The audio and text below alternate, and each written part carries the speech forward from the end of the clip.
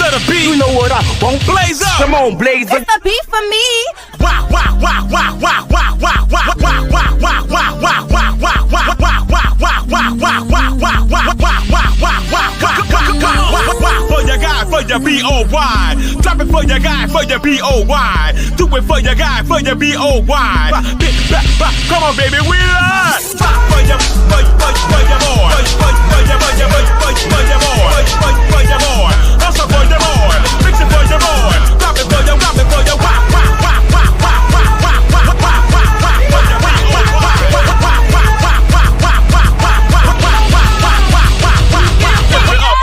lift it up. How y'all doing? Get in here. Come on, happy Thursday. The sun is out today. Come on in, get the likes up on the video. Shout out to everybody in the building. Come on in. Come on in. I hope y'all are having a wonderful Thursday, as am I. Well, it wasn't that good, because I woke up and went to the DMV. No, not the DMV, the tag office, and they giving me crap because one of my vehicles is not in the state, and they don't want to renew, or what do you call it? Renew my registration. It's a lot going on. Other than that, it is still a beautiful day. Come on in, get the likes up on the video, and shout out to everybody. I hope y'all are doing well. Happy Thursday. If you're a Black American, I want to send you a special happy birthday. Happy Thursday. I'm sorry. I want to send you a special happy Thursday, and shout out to everybody in the building. Now, if you are new to the channel, go ahead and subscribe. We do this all the time. Sorry, I had to pull up my thing. Give me 1 second. If you are new to the channel, go ahead on and subscribe. We do this Monday through Friday. This is the morning Joce. Its purpose is to Joce you through your work day. That's all. I'm just trying to help you get through your day fat, and you can help me get through mine. It's a mutual exchange, if that's what you want to call it. So come on in, get the likes up on the video so you know when I upload. Hold on. You will not see me use it. I'm trying to pin my thing so you'll know when I upload and go live. Also, sorry. You know, you choke on your own spit. Ooh, that demon busy, huh? Hold on. Did I leave my water over there? Oh no, I got my extra water. But what else I was about to say? I forgot. Anyway, happy Thursday. Come on in and get the likes up on the video because I forgot what else I was about to say. But at any rate, I hope y'all are doing well. Now that I got that taken care of, I am here. I'm your host, Voodoo Doll TV, and I'm so happy you're here. Now, before we get into the topics, let's start with the morning announcements, and they are as follows. Now, I'll tell everybody who comes over here that genealogy is the most important thing that you need to be doing. So if you are a Black American, you need to be studying and looking into your genealogy. All genealogy is a family tree of the people who came before you. So please, you guys, do your genealogy, find out your ancestors and who they are. They are waiting for you so that you can acknowledge them so that they can then lead you. So please, please, please do your genealogy. Also, Black America, I also want to ask that you guys please meditate, ground, and pray, whatever you need to do to get back to the Most High God. This is very imperative during these times. You either gonna draw closer to God or you're going to draw closer to the other side. Okay. And that's just what it is. So please make sure y'all are doing that as well. Why my thing went off? But we got to get into why we're here today. So come on in. Now, today we'll be discussing who's on the thumbnail. Oh, Charleston White versus this Jamaican podcast host. When he's speaking about the term Black and who gets to say they're Black and who actually is Black. He does. I didn't watch the whole interview. I maybe watched the first 30 seconds of it. And then I was like, good enough. And I put it on here so we can watch it all together. However, it talks about the difference between us. And this is not a bad thing. This is not a bad thing. This is a good thing. It's education for Black Americans. Because I was watching Dewan B live earlier when he was talking about distinction, and now we're the last group of people who are catching up to what it is like to basically care about your own people first. We're the last group that's doing that. So it's foreign. It's a foreign concept to a lot of people, but we're going to get into it because that's the new norm. The new norm is not the Pan-African movement. It's not the what do you call it? It's not all these other movements. The new norm is us, Babe, Black Americans versus everybody. And the verses don't have to be a divisive term, but if you take it like that, oh well. It is what it is. But anyway, we're going to discuss Charleston in that conversation.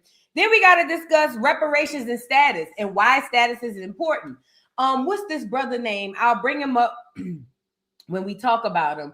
Marcel, what's his name? I think his name is Brother Marcel. I can't lie. Don't give me the line, but I've seen him many times. He always go up and fight under the status of freedmen. We're going to discuss why that is important, because we are so caught up on the social aspect of who we are that we don't really look into the legal aspects of who we are. Marcel Dixon, that's his name. Thank you, hero. Thank you, Hayes Trey. Marcel Dixon. I love that brother. I don't know him, but I love what he's done. I've seen him speak. He's very, very well intelligent, very, very well spoken, and he gets his point across. And he's actually kind of more where we need to be looking toward. I'll say when it comes to reparations. I'm just saying, but we'll get into that when we get toward it. Then we got to get into Tasha K. She says that now that TV offered to pay Cardi B the money back, and Cardi B said no. So y'all know Tasha K owes Cardi B money from the lawsuit. And according to Tasha K, now that TV offered to pay Cardi off, and Cardi said hell no. So we're going to discuss that. The new LGBTQ movement, they got more letters. MMSSIFMI, crooked letter. All of that's added. I don't know what it means. We'll figure it out together. Now, this is starting in Canada. I would have put them on the thumbnail, but then I thought about it. You know, clarity is a doll, right?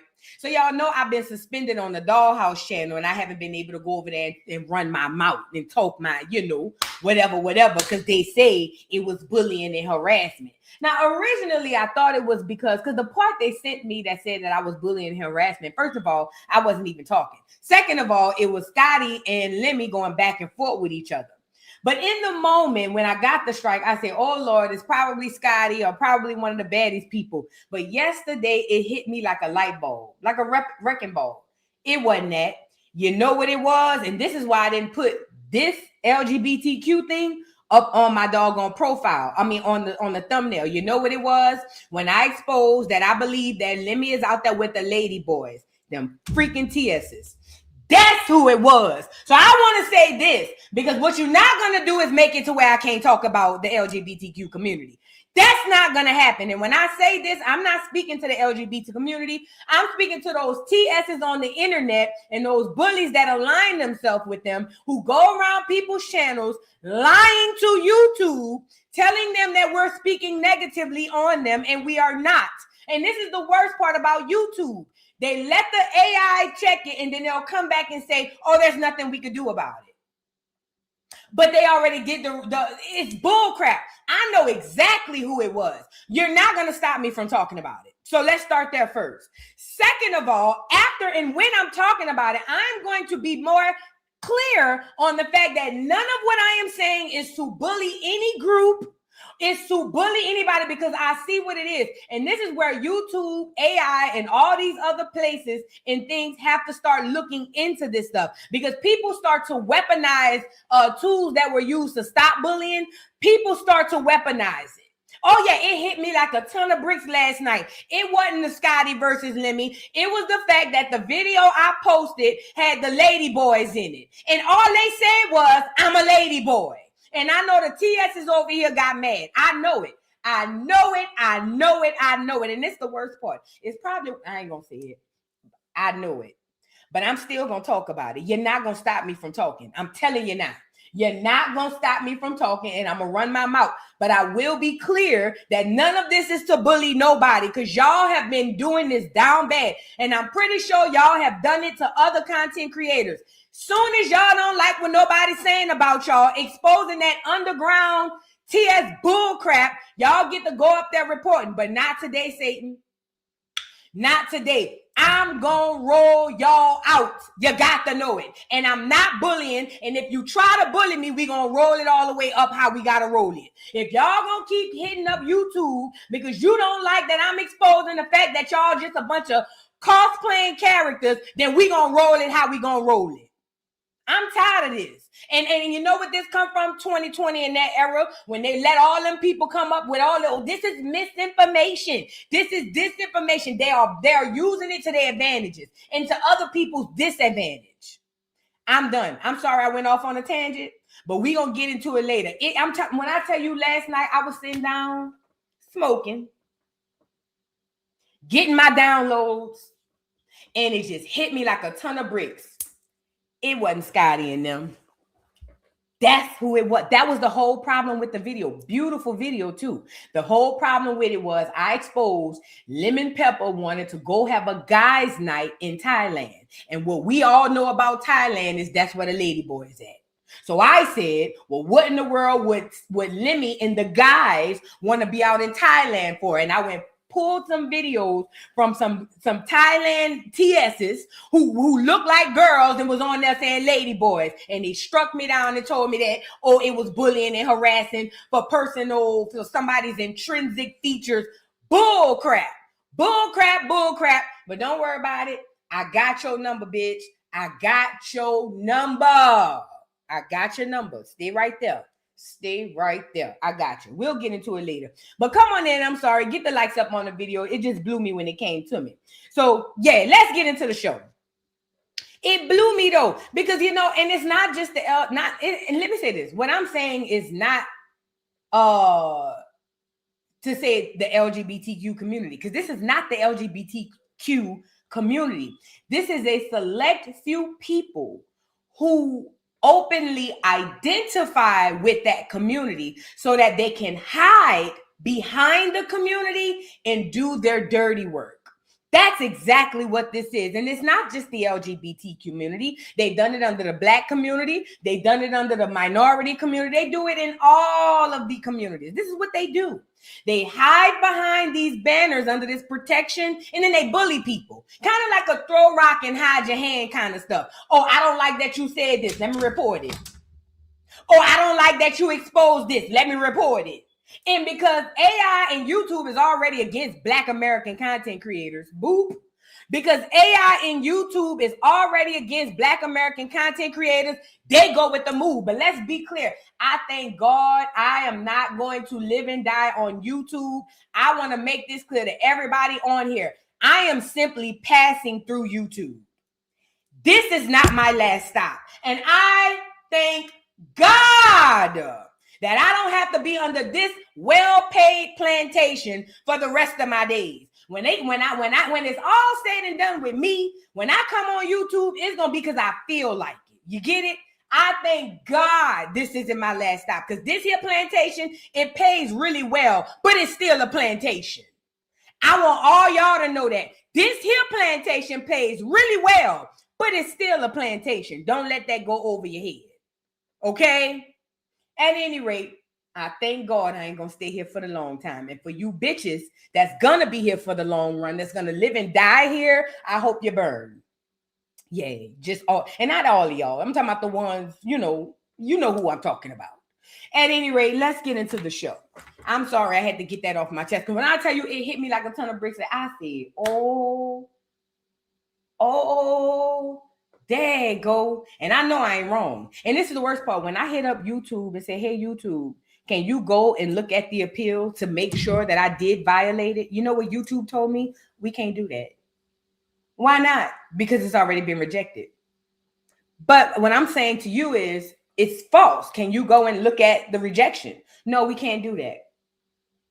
Okay, well, can you tell me exactly the timestamp to where the infraction was? Because the infraction that they showed me and the timestamp they showed me, that wasn't an infraction. No, we can't do that. It was in that, but I already said this a long time ago, but it was in that moment. I internalized it. I did. I internalized it and I said, thank God you're not going to be here forever. Thank God this is just a stepping stone for you. Thank the Most High God. This is not your last stop. But you got to know before I leave up out of here, I'm setting some shit on fire. Mark my motherfucking words, okay? Don't let that go over your head. Let's move on. Now we got to get into the show. I hope y'all are doing well. Like I said, happy Thursday. I didn't mean to start anything off with a negative connotation, but it was just on my spirit. You know what I'm saying? It was on my spirit. It was on my spirit. But when I transition up off of this mug, it's going to be some fire starting around here. You got to know it's going to be some table moving, some furniture movement, and things like that around here. Oh, yes. Oh, yes. Got to know it. Let's get into a couple of honorable mentions. You think I'm going to let them people bop me in the back of my head? And I'm just going to let them and walk away, girl? No, that don't go like that. I got to get my lick back. You feel what I'm saying? Did y'all see this? Oh, yeah, let me pin my store. Did I pin my store? I ain't pin my store. I thought I did. Hold on. Let me pin my store. Hold on, you guys. All right, let me pin the store. All right. So did y'all hear the military is getting desperate, y'all? The military is getting desperate. So apparently, y'all know they already made it to where we know that this is the draft that's coming out. Now, up to 42, they said that you can join. And now they've already put back into law about the draft, meaning they can draft your children or whoever. I don't know the draft laws per se. I don't know if they following old draft laws, but I do know they are definitely opening up to where if they need to draft, meaning something else goes crazy or something goes too crazy, they can go and start pulling people. But this is the military's fault because during 2020, well, it's kind of is the military fault and not the military fault. Because number one, I'm not going to lie. The military that we know it is not the military of yesteryears. Like, y'all, when we think of the military, we think of Vietnam war fighting veterans. You know what I'm saying? With the stuff under the eye. Or we might think of the war in Iraq, them veterans that was out there popping people upside the head. That's not the military we got. I'm not saying that those people don't exist. What I'm telling y'all is on a large scale, that don't go like that. Okay. So anyways, they started kicking people out during 2020, right? They was already kicking people out after 2020 because of the COVID stuff, because a lot of people wasn't getting the vaccines. And for those followers who did, they were able to stay in. Well, after that, they started trimming the fat, literally, in the military. So if you were old and you've been there for years, they started kicking you out. If you came in and you had sicknesses and you was on waivers, they was kicking you out. They were finding reason to kick military people out. But in just reason, because I ain't gonna lie, it was a lot of riffraff. It wasn't a lot of, like I said, Rambo type of soldiers. It was a bunch of people who go to work, put the uniform on and go to work. That's it. I'm gonna be honest. So anyways, after that happened, they downsized so much to where they realized, holy crap, we need people. So then they came back with the draft, like, okay, we're going to draft people for numbers wise if we need them. And then they raised the age bracket to 42. So now all the way up to 42, you can walk off the street and join the military. That means they're desperate. Well, they've updated another policy. It says the U.S. is going to automatically add draft eligibility men to the military list starting in December as government moves to fix declining signups. So basically, this is what the military is saying. We kick you niggas out to let the best ones in. But it looks like the best ones don't want to adjourn. So what we're going to do is just say, okay, let's put a draft in case we got to go to war. We'll put that in place. And then if the draft don't work and they still not joining, now we got to start making these niggas join. But we can't jump out the window and say, hey, y'all got to join. We'll just slow roll it. And that's what they're doing. So now here it is. They're going to say, if you're eligible to join the military, your ass is already added to the list. And if you smoke weed, that ain't enough to get you not going to the military. So I don't want to hear all you, but I'm Rasta, Bumba Clot. They don't care about none of that ugly ass shit. Bring the weed and your rifle and strap up. This ain't old times. These people is desperate. They need people. If you are somebody you know want to throw your life away, this is where you need to be. Join the military, okay? So anyways, let's get into the article. It says, according to Military Times, starting this December, eligible men won't have to sign up for selective service anymore. The government will automatically register them using existing data. This comes after Trump signed into law December 2025 under the National Defense Authorization Act. It says instead of putting this responsibility on men to register when they turn 18, the selective service system will now handle the process. As of now, men between 18 and 25 are required to register within 30 days of their 18th birthday.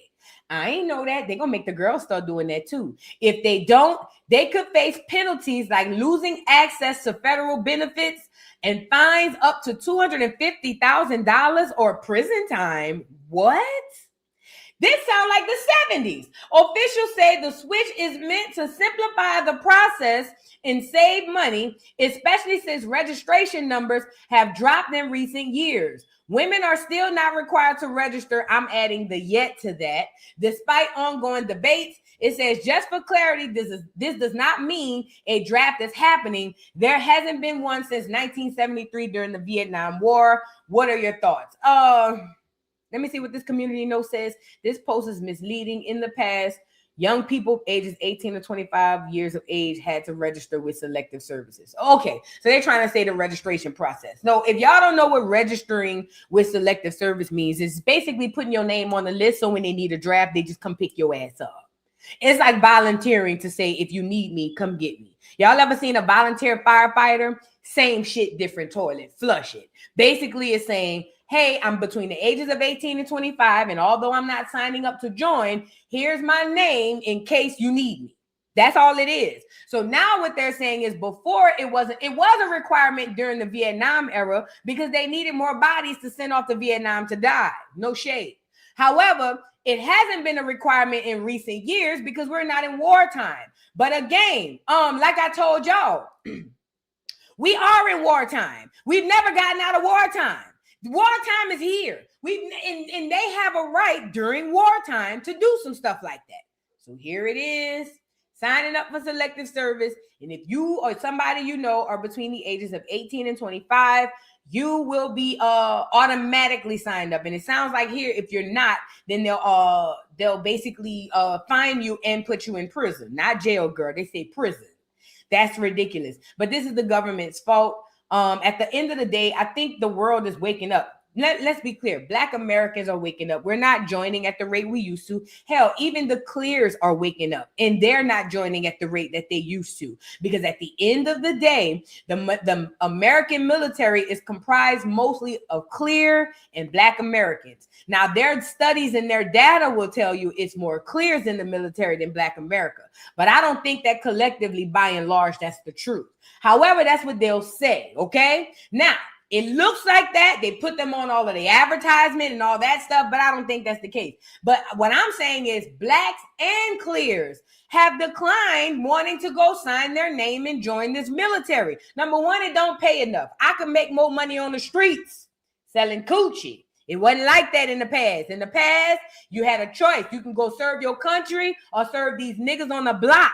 And these girls made better decisions. But nowadays, you can make more money selling coochie. The girls don't want to go to no military no more.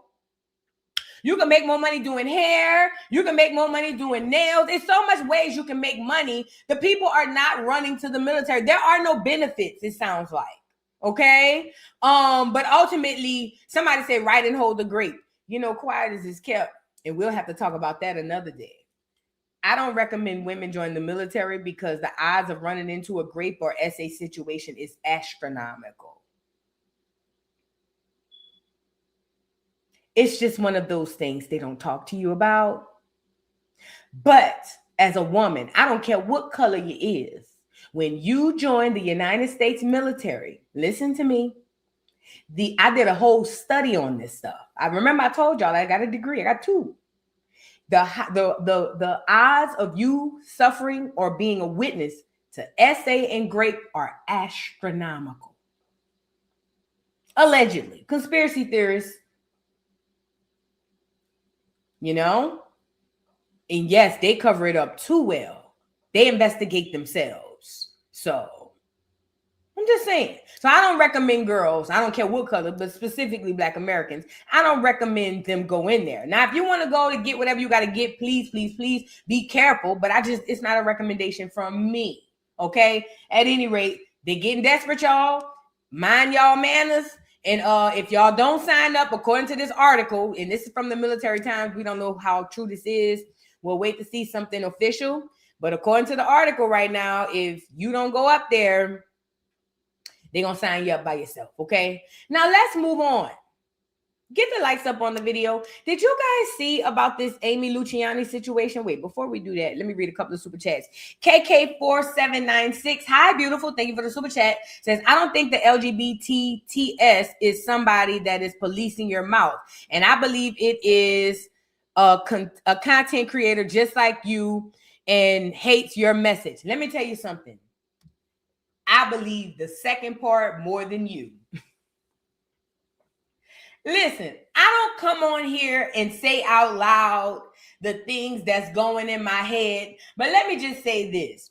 I think that two things can be true at the same time. Due to the message that I have on YouTube, I know that I am being attacked from every which way. And when you say I believe it's another content creator just like me, I believe that more than you. As a matter of fact, I know it's a few, but I know it's at least one other content creator. I know this to be a fact because I understand the system that I walked into. Remember, I'm new here, and it's a content creator who's been on way longer than me and haven't been able to quite put their finger on it. You know what I'm saying? I ain't gonna say no names. I'm gonna let that ride. Because there's a few of them. I know I'm being targeted. I got eyes literally in the back of my head. I see everything. I see everything. I just choose to speak on certain things. And I make mental notes. I'm a Pisces. I ain't going to say it off the bat. But I just make mental notes of every single thing. Because I'm going to come back and revisit it. I am going to come back and revisit everything that I see. You have to know this. It's not up for debate. So I am 100% in agreement with you, but I'm also in disagreement with the first part. It is both the first and the second part. I'm telling you, because I've been struck on a TS video before. Yes, it was another T.S. Madison. It was a video I did about T.S. Madison. I forgot what it was about. And they lied and said that I bullied and harassed them. And I didn't. And I appealed it. And they said that they rejected the appeal. And then I hit up YouTube. And I said, hey, YouTube, this isn't a violation. Can you take a look at it? And just like this time, YouTube told me no. I know who it is. It's the content creators and it's them too. I know who it is. I know exactly who it is. I ain't stupid. And you got to know when I get around you, because I'm not, let me say this too, because I don't mingle with content creators. I don't mingle with none of these people. I don't know them. Shout out to them, but I don't mingle with content creators.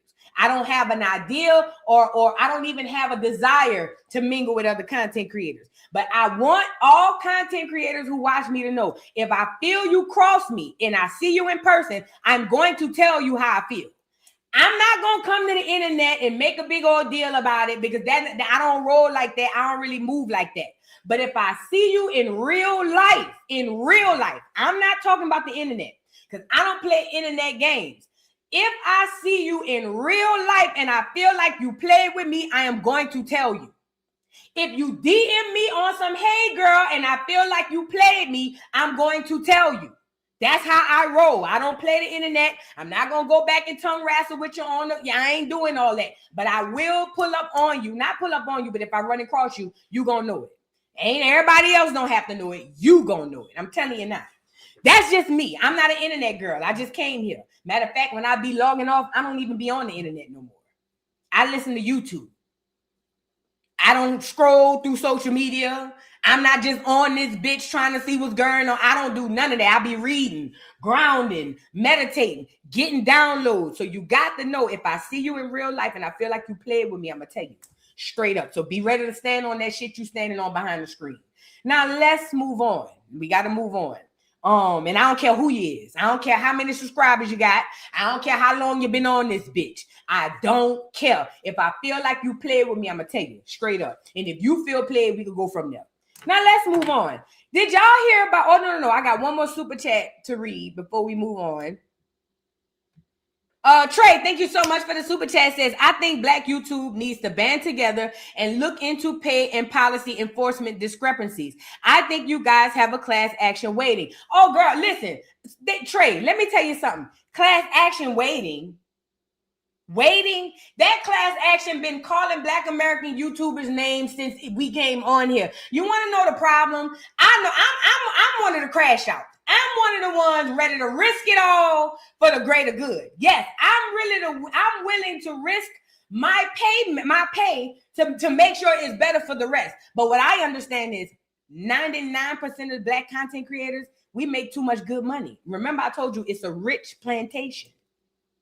This is a real rich plantation. You know how hard it is to find other Black American content creators to stand on business?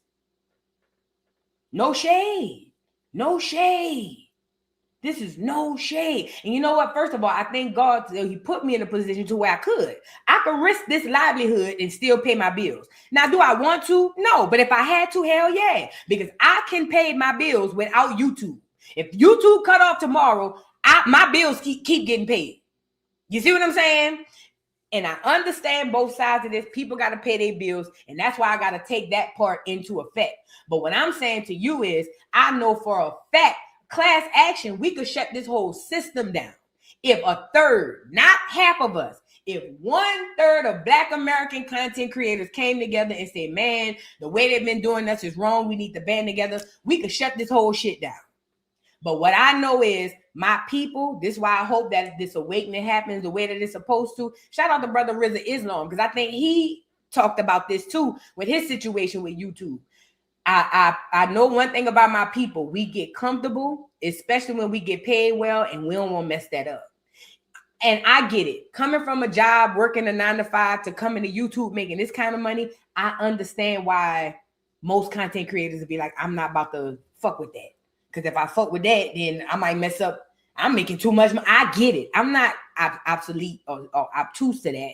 But what I'm saying is, if we just only understood what more we could gain if we actually stood on real business. See, we so busy caught up in the crumbs that they feeding us. And it's crumbs to them, but it's a lot of money to us. We as Black American content creators are so caught up in the crumbs that they feed us, and because it feeds us well, we don't want to, you know what I mean? We don't want to tamper with that. And we get caught up on that, and we think that there's no much better than that. There's nothing better than that when there's so much more. But just stay right there. Listen. Just stay right there. Just stay right there. Pause. Meet me on this conversation. Let's put a pin in this conversation. Let's put a pin right here in this conversation. And we will definitely, sure as I got a nose on my face before I close my eyes, we coming back to this conversation. And the next time we come back to it, it's going to be different. It ain't going to be just talking. Let's move on. Now, somebody said money should never outweigh morality. Chill. But I understand too, though, man. You know, if you understood how much content creators make versus somebody who clock in, I get it. I ain't stupid. I get it. It's a catch-22 for some. I get that. Let's move on. Amy Luciani and this boy, what's the man name? Oh Lord, Dwight Howard. So you know they had that beef back and forth. Remember, Amy Luciani got in the car with a bag of crack, saying that her husband was on crack, or she said coke. I'm sorry. Well, they have been going back and forth after that went viral. He had been keep calling the cops to get her kicked out of his house. But because they are legally married, she would call the sheriff to make sure that he don't kick her out. We've spoke about this on the channel. I've showed y'all videos of her outside with the cops and him outside with the cops. And she's explaining to the sheriff that he keeps kicking me out, but per law, he can't do this because I'm his wife. Now, I told you guys, I said both of them seem like they on some sort of drugs. because I know I don't do drugs. Well, if you count weed drugs, then cool. But I don't do hard drugs, okay? So that means I can't be with a nigga who be on E-pills. I can't be with a nigga who be on coke. I can't be with a nigga who pop all of this other stuff because that ain't my thing. And so because of that, it's very unlikely that I will be with that person. But when I saw the amount of cocaine that this girl claimed he had, I knew then and there they dibbling and dabbling together, or at least that's what I believe. Well, fast forward, he said that he wanted to divorce her. Mind you, they only been married, I want to say a little bit over a year. And then here it is, I found today that he put a restraining order on her for some other reason, and it went through. Lord, let's get into it. These people should not have been together, and they look like brothers and sisters, okay? It says, Amy Luciani reportedly ordered to stay 100 yards away from Dwight Howard after judge grants protective order. Claims she threatened to kill everybody in his car and tried to devise a plan for him to lose custody of his daughter. It says, this is a lot. According to U.S. Weekly, Dwight Howard's estranged wife has been ordered to stay 100 yards away from him and his kids after a judge approved his request for a protective order. It says Amy Luciani is reportedly banned from going near Dwight's Georgia mansion and his children's school after he accused her of stalking and making threats against him in a petition filed this week. In the filing, Dwight claims Amy showed up to his house on April 5th for the first time in weeks and allegedly threatened to punch him in the throat. He also accused her of threatening to kill whoever was in the car with him before coming. Wait, girl, what? They must have been high. Before coming. Wait, what? He also accused her of threatening to kill whoever was in the car with him before coming up with a plan to try and make him lose custody of his daughter. Dwight also says she damaged his reputation after going on social media and accusing him of abusing or abuse of drugs and drug use. It says claiming he lost money in deals because of it. And according to him, her behavior has his kids afraid to be around her.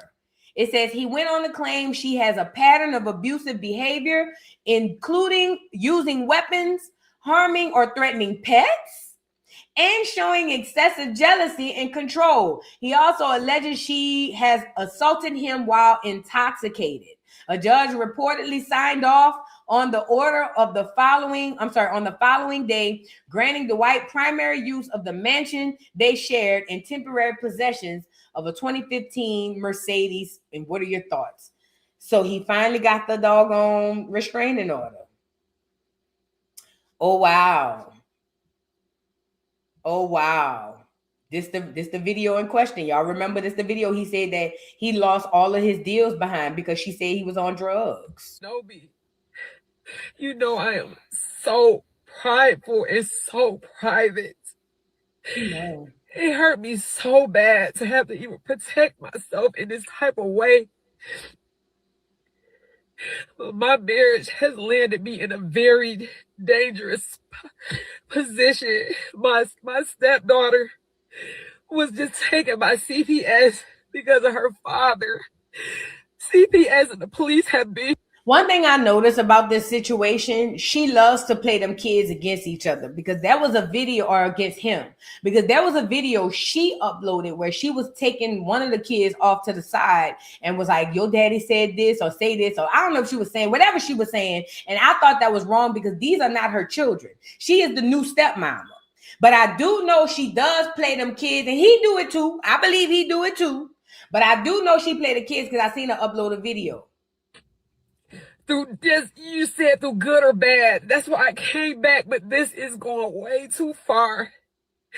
Listen, it is going way too far. But it's not even about me. It's about the kids. Y'all the crack. Positions he keeps putting me in. And it's all over nothing. I keep telling people he needs some help, y'all. I live with him. This is not him. This is not the white. This is trauma. This is everything he's been through, but just not the kids. I have to advocate for the kids. And I can't go down for what he's doing. So they took our daughter. Girl, show the crack. then whatever y'all don't understand, I live with him. He needs some help. Look, and this is it. Look, there you go. That's the crack. This is what I'm fucking losing my fucking marriage to. This shit. Yeah, there you go. This shit right here. There you go. I told everybody, y'all gotta help him. He is spiraling. I'm in here with him. I'm trying to love him through it. I was going. That whole nose leaking like a faucet, bitch. That whole nose leaking like a hot water faucet. Girl, look. Girl, Amy, get off these people stuff. Girl, get off of these people stuff. Listen, let's go over the terms of what she can and can't do, because I know a bitch that's high as the cost of living when I see her. Okay? Let's go over the terms of what this bitch can and can't do. Okay? Now, he done put the police on your ass and you can't come back by the crib. It says Amy Luciani, real name Amber Howard, is prohibited from going near Howard's Georgia mansion and his kids' private school and cannot contact any of them via phone or social media after being accused of stalking and threatening to harm Howard in a petition he filed earlier this week. Hold on, we got more. What else they say she can't do? According to the filing obtained by U.S., Howard 40 alleged Luciani came to his home on Sunday, April 5th for the first time in 6 weeks and threatened to punch him in the throat. We just read that. So it says she can't go by the crib or by the children's school. Yeah, so she can't go around there. They look like brothers and sisters. They should have never got married, if you ask me. He needed a beard and she signed up, but then she wanted to play the real wife and it went left. That's what it gives to me. Ultimately, let this be a lesson to you ladies and gentlemen, boys and girls. Just because the nigga got money don't mean you should marry him. I mean, look at Amy. Now he had to go get a PTO. Is that what you call it? He had to go get a protective order so that you don't come back to his house.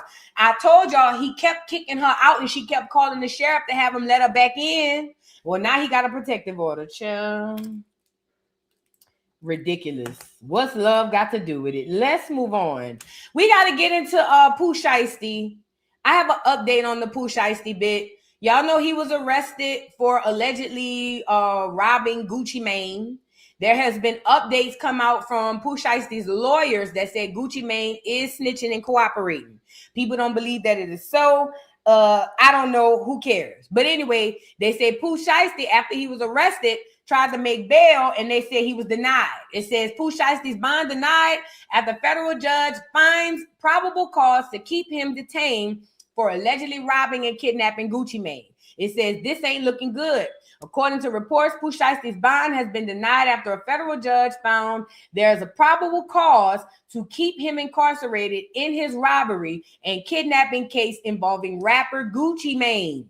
It says after a 1-hour bond hearing in Dallas, the judge ruled Pooh Shiesty has to stay in the slammer. Despite the ruling, his defense attorney claimed the FBI does not currently have the guns used in the alleged robbery, the stolen jewelry, or the contract Gucci Mane was alleged forced to sign. Still, the judge pointed to Pooh Shiesty's lengthy criminal history involving gun violence and said his alleged involvement in the case appears substantial. As of now, Pooh is being held in custody without bond. What are your thoughts? So it sounds like the judge is saying, even though we don't have any evidence literally tying him to this robbery, we're still going to just go ahead and keep him in jail. Why? Because he had problems before, and we really feel like he probably did it.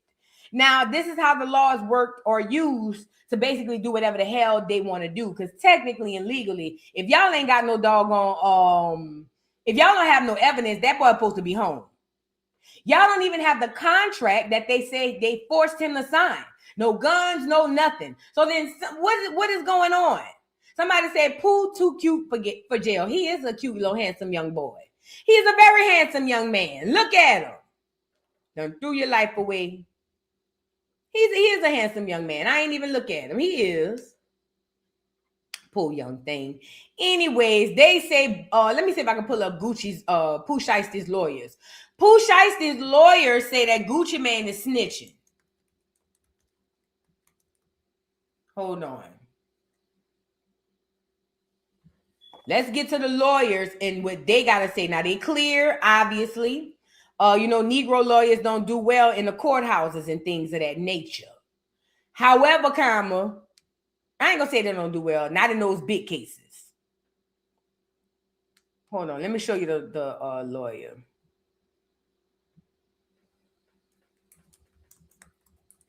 Y'all get the likes up, please. I appreciate each and every one of you. What the hell am I? Can I see?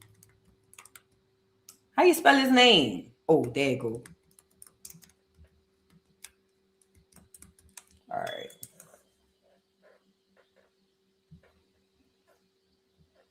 Let me see. If I can't find it, we'll move on. But there was a video of Pooh Shiesty's lawyers. Yeah, here you go. Right? No, this is something else. DOJ docs claim Gucci Mane helped identify Pooh Shiesty in Big 30. It says RD described William Jr. as wearing a black Nike brand Shiesty mask, black hooded shirt, and black pants during the offense. So it looks like somebody gave a testament or testimony or something like that. There is paperwork showing, according to this, that somebody cooperating out of Gucci's camp. Let me see if I can find that video. If I can't, we'll move on. But that is the update. Let me see. He is a cute young man. Why he out here robbing people? He too cute for that.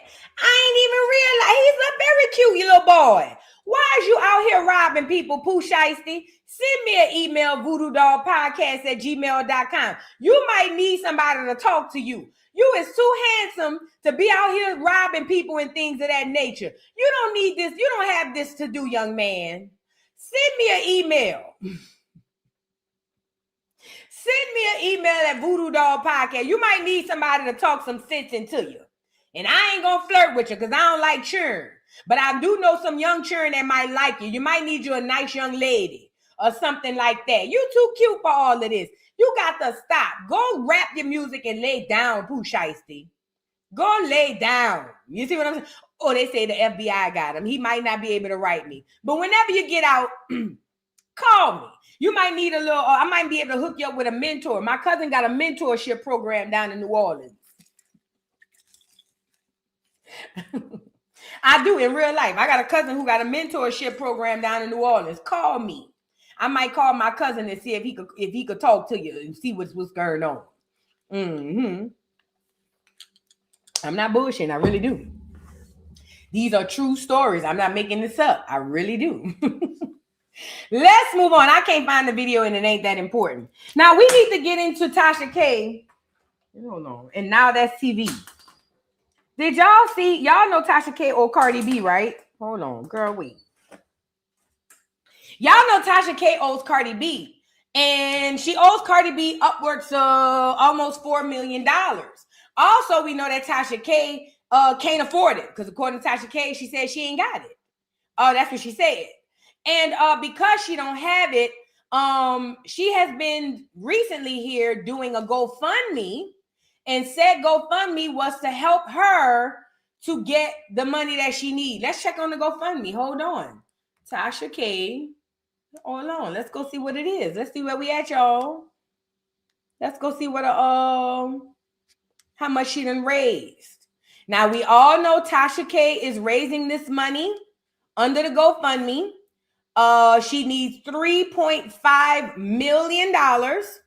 And she has put out the GoFundMe, and right now we are at $15,383. I love that 383 number, but we have $15,383. How much does Tasha K need to get $3.5 million? Hold on.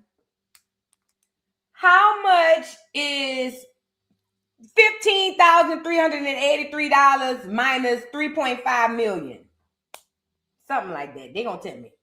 Did I say it right? So Tasha K only needs $3,484,617.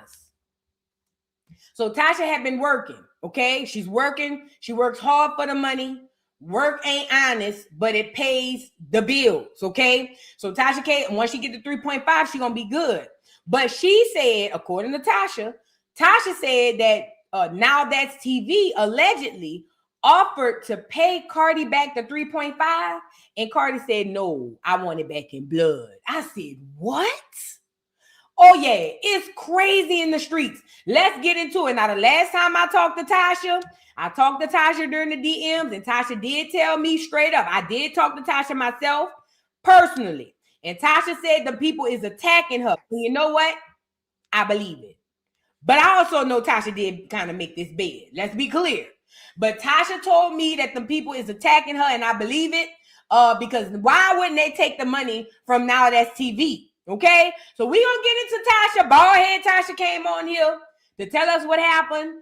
Tasha, if you're on here and you want to give me any more updates, hit me up and we'll discuss it off the chat and see what's going on. You see what I'm saying? But I found your video, Fat, and I brought it up here to talk about it. If I get out of YouTube jail this evening, I will be talking about it at the dollhouse. So please be advised. If you would like to hit me up, you got the information, girl. Call me. You see what I'm saying? But anyway, let's get into Tasha K and her saying that the people at Cardi B don't want to take the money. And I think Cardi B, if y'all don't want to take this money, y'all wrong. Let's get into it. I want this on the record. I had 2 production companies that came to me and said, we want to pay the money. So there needs to be a collaborative effort here. I said, okay, go to the other party. The other party didn't even respond. They put up $1 million, they put up $2 million. They said, make a deal. Let's make a deal. Let's make a deal. I went and got that money, and it wasn't even going to come from me. It was coming from 2 other production companies. These are facts. So for everybody out here, oh, Tasha broke, Tasha ain't got this. My thing is, like, if the money needed to be paid, it could have been paid. But the problem was they didn't want it from me. I mean, they didn't want it from nobody else. They wanted it from me because that would have financially crippled me. But, you know, people that know how to make money know how to go get money. And when I showed up to the table with that money, lawyers didn't want to entertain the conversation. When somebody's saying, give me a number. And you know who offered the money? You want to know who offered the money? I'm going to tell you one person that offered the money. Shout out to T-Lo from Now That's TV. So let me ask this, and I'm not the most intelligent person, y'all. I only know common sense. I ain't even gonna lie. I am not the most intelligent person on law. Bitch, I'm the most unintelligent. I'm gonna be completely honest. So if I'm talking out the side of my neck and I sound stupid and somebody in the chat smarter than me, please stop me and say, girl, you sound stupid. Okay, I'm not gonna feel played. But this is just a question. If Now That's TV offered to pay the money for her and Cardi B's team said no, then why not, and this is just a question, why not have these production companies hire you on for a job where they can pay you the same money? You see what I'm saying? And then you take the same money and then go pay her off. Does that make sense? So it sounds like they only want the money strictly from Tasha. And if that's the case, and she earns this money through revenue or through whatever service she provides. So let's say Now That's TV hire her to be a host and they're going to sign her on for a 5-year hosting contract. You see what I'm saying? And then they say, well, we're going to give you $3.5 million for the next 5 years if you come back and host. Why then? My question would be, then could Cardi B's team say, we're not taking that money? Because then technically it will be earned revenue. You see what I'm saying? I don't know. I'm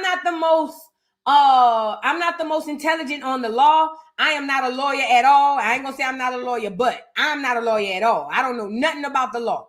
All I do know is common sense. So I'm just asking if that would be an option. Like, could you just hire me to do a job, pay me the same 3.5 you was willing to pay on my behalf, and then we could pay it like that, be done with it? I don't know. But anyway, I think that we know what's going on. When Cardi B sued Tasha K, I think at the beginning, I think Cardi B wanted to sue her to shut her up. But I think that as time progressed, between Tasha trolling the way she do, Tasha, you do be trolling. You was trolling that girl. I remember I ran across a video the other day where you was on here crying. So for everybody out here, oh, Tasha broke. Wait. Tasha ain't got. They had a video. Let me see if I can find it. They had a fake video. Tasha, you was dirty for this one too. Tasha, I remember that time Cardi B was on live crashing out. And remember she was on live crashing out saying that she was ready. Well, she didn't say she wanted to jump off the bridge. But I remember Tasha K had came on here looking like she was about to cry. And she was like, Cardi, please don't kill yourself. If you don't kill yourself, then who gonna teach me a lesson? And at first it came off genuine, but immediately I said, oh, Tasha trolling. So Tasha, you was trolling the girl. And I think after a while with trolling the girl, it went from I want to shut you up to bitch, I want your life. I want you dead kind of type shit. You feel what I'm saying? And I think that that's where it is now. I think now we're here to where this girl is like, no, shutting her up isn't enough. I want a muzzle on this bitch. I want her to not be able to even dream about me without thinking about consequences. I think that that's where we are with Cardi. And is it right? Some might feel like Cardi have a right to feel like that. Some might feel like Cardi overdoing it. Who knows? But I think that it says a lot that if Now That's TV wanted to pay the money on your behalf and they denied it. That should confirm to Tasha what she probably already knows, that this is low-key a witch hunt. And honestly, you kind of set yourself up for it a little bit. No shade. You low-key put yourself in the middle of the witch hunt. But again, I don't know how this goes. Like I said, Tasha hit me up and give me some more information. I'll come back and tell y'all what's going on. But boy, Cardi ain't playing fair, huh? Cardi is not playing fair. Baby, Cardi said, no, bitch, I don't want no money from nobody. Bel Khalees said, hold my taco, bitch. Bel Khalees said, no, bitch, I want every penny, every coin from nobody but you. There you go. Yes, Tasha had many chances to stop this. She did. Even y'all remember when she came in the all white for the apology? See, you had to be there. So after the verdict was read, and it was viral all over the world that Tasha K owed this lady $3.5 and $4 million, Tasha K decided to come on the internet and give an apology. She wore all white. I'll never forget it. I was there. She had on all white. She looked very angelic. Yes, she did. She was very angelic. She even had a glow behind her, like a halo a bit. You know what I'm saying? And when she first came on here, I said, oh, look at God done worked on Tasha. Look what I said. God done worked on Tasha. She done came to her senses. And she on here to get right. You know what I'm saying? Girl. That whole Tasha came on here and cut up. Listen, let me tell you something. I was there. You had to be there to understand why Cardi is where she's at right now. Now, again, do I think it's overkill? Yeah, Cardi, get off her neck a little bit. But Cardi feel like, no, and I ain't gonna lie, she got every right. Because Tasha has been, she's done her big one with the trolling. She's done a lot with the... That was hilarious. Let's move on. Now, let's get into the LGBTQ community, the TSs. It's really the TSs. It ain't the LGBTQ community. Let's get into the TSs. Now, before we get into this segment, I would like to start this segment off by saying, oh no, before we get into them, did y'all hear Offset was back at the casino? Did y'all hear about that? Now, you know Offset just got out the hospital. Offset just got out the hospital. And they say he is back at the casino. And didn't I tell y'all? I said, my brother, God bless the dead. I watched my brother go through it. I said, that boy got a problem. Y'all didn't want to hear it. Here you go. He wasn't out the hospital 30 minutes. And they say he back at the tables. Look at him. That's how my brother used to look. I know what I'm looking at. Allegedly. Never.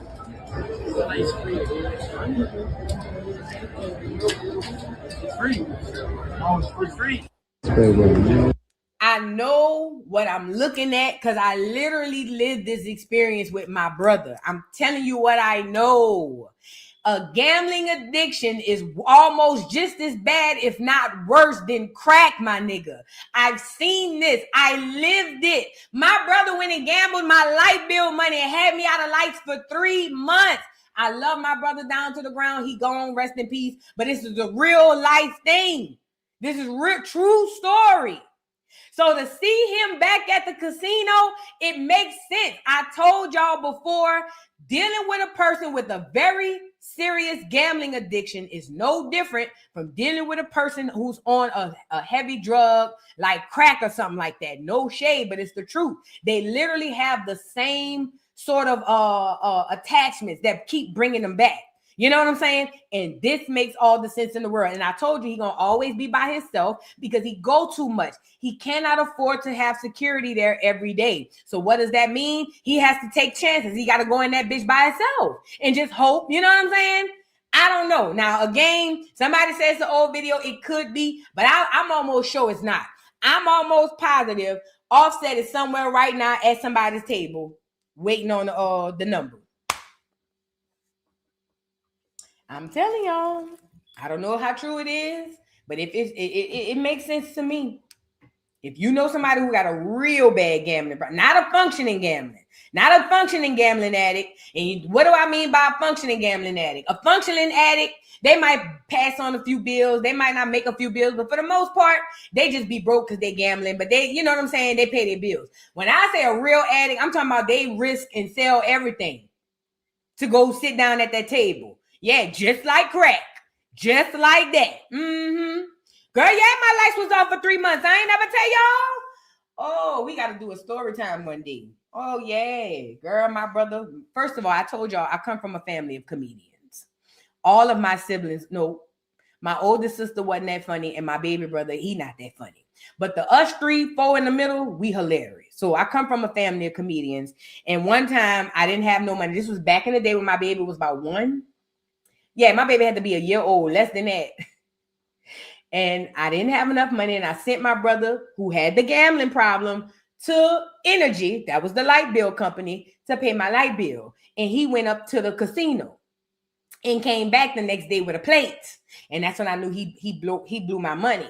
And this is what my brother did. I had these tall lamps. And I'll never forget, he went out and brought 2 flashlights and put the flashlights on inside the lamp shades. And told me that as long as that's on, he gonna work on getting the lights back on. Needless to say, after Energy came out and saw that my brother had done stole the lights after they cut them off, they put a lock on the box, and it took me over 3 months to get my lights back on.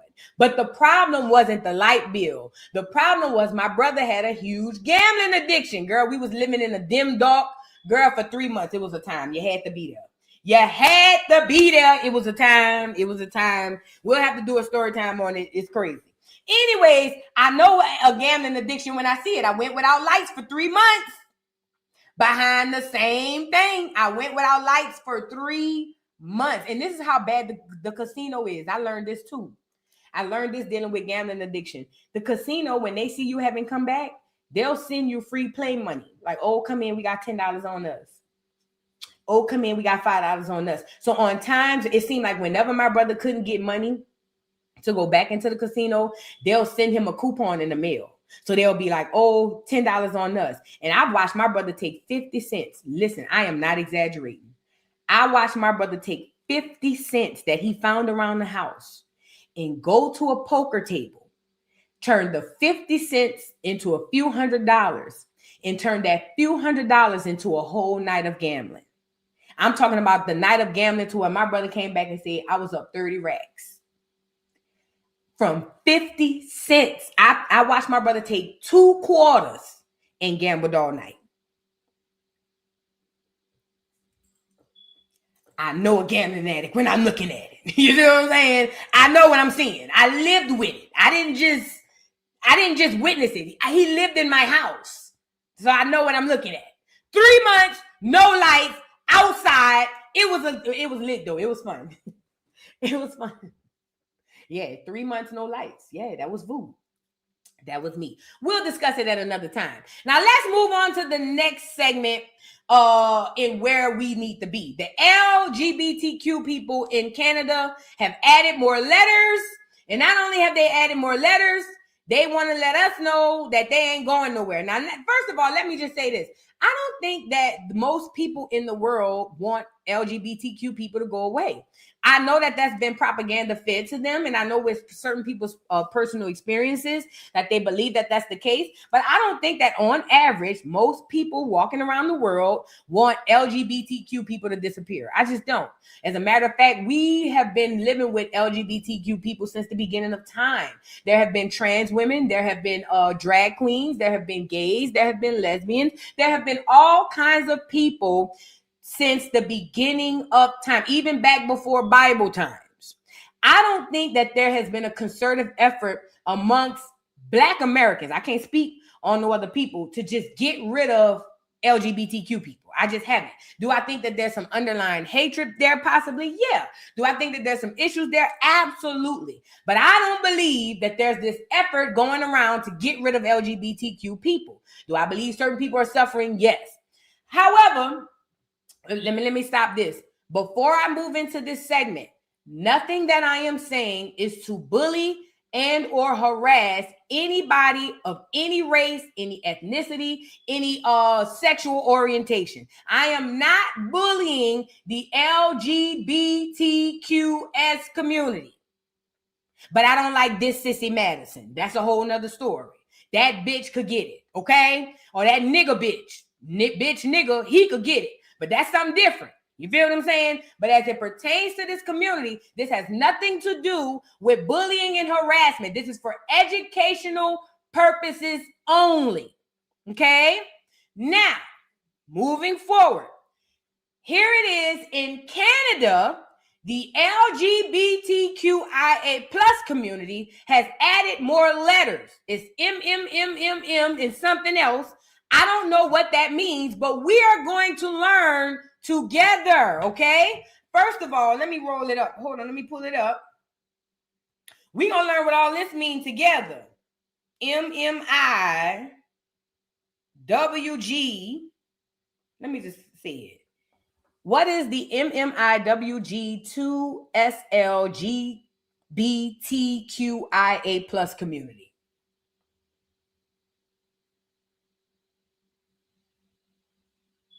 All right.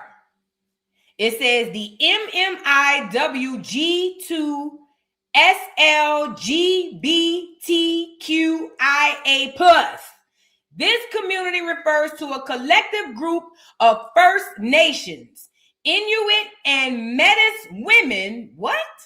Girls and two-spirit, lesbian, gay, bisexual, transgender, queer, questioning intersex, and asexual people who are disproportionately affected by a crisis of violence, disappearance, and murder, primarily in Canada and the United States. Now, before we get into it, let's get into the video right quick. Lord have mercy.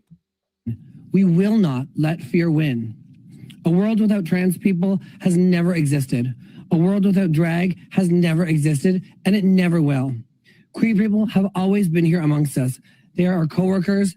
They are our brothers, our sisters. They are our mothers, our fathers. They are our families. Drag is art. Drag is culture. Drag is educational. Drag is creative. Drag is comedy, but drag is not a crime. My name is Scarlett Bobo, and thank you so much for your time. We will. So, before I get into my thoughts, let's read. Let's read.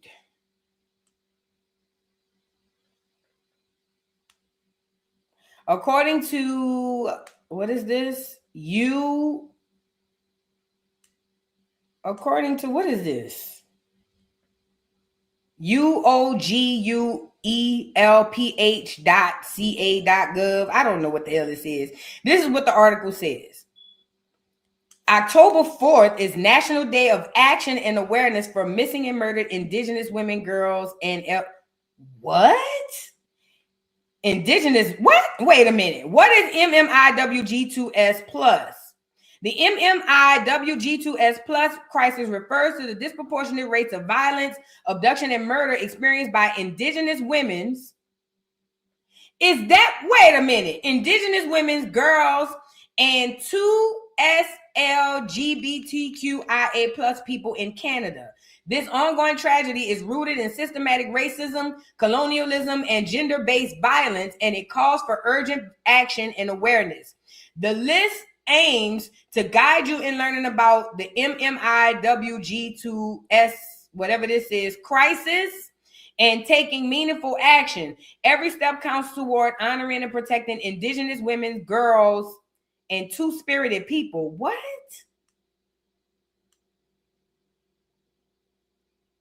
So wait a minute. Run him back. Trans people has never existed. We will not let fear win.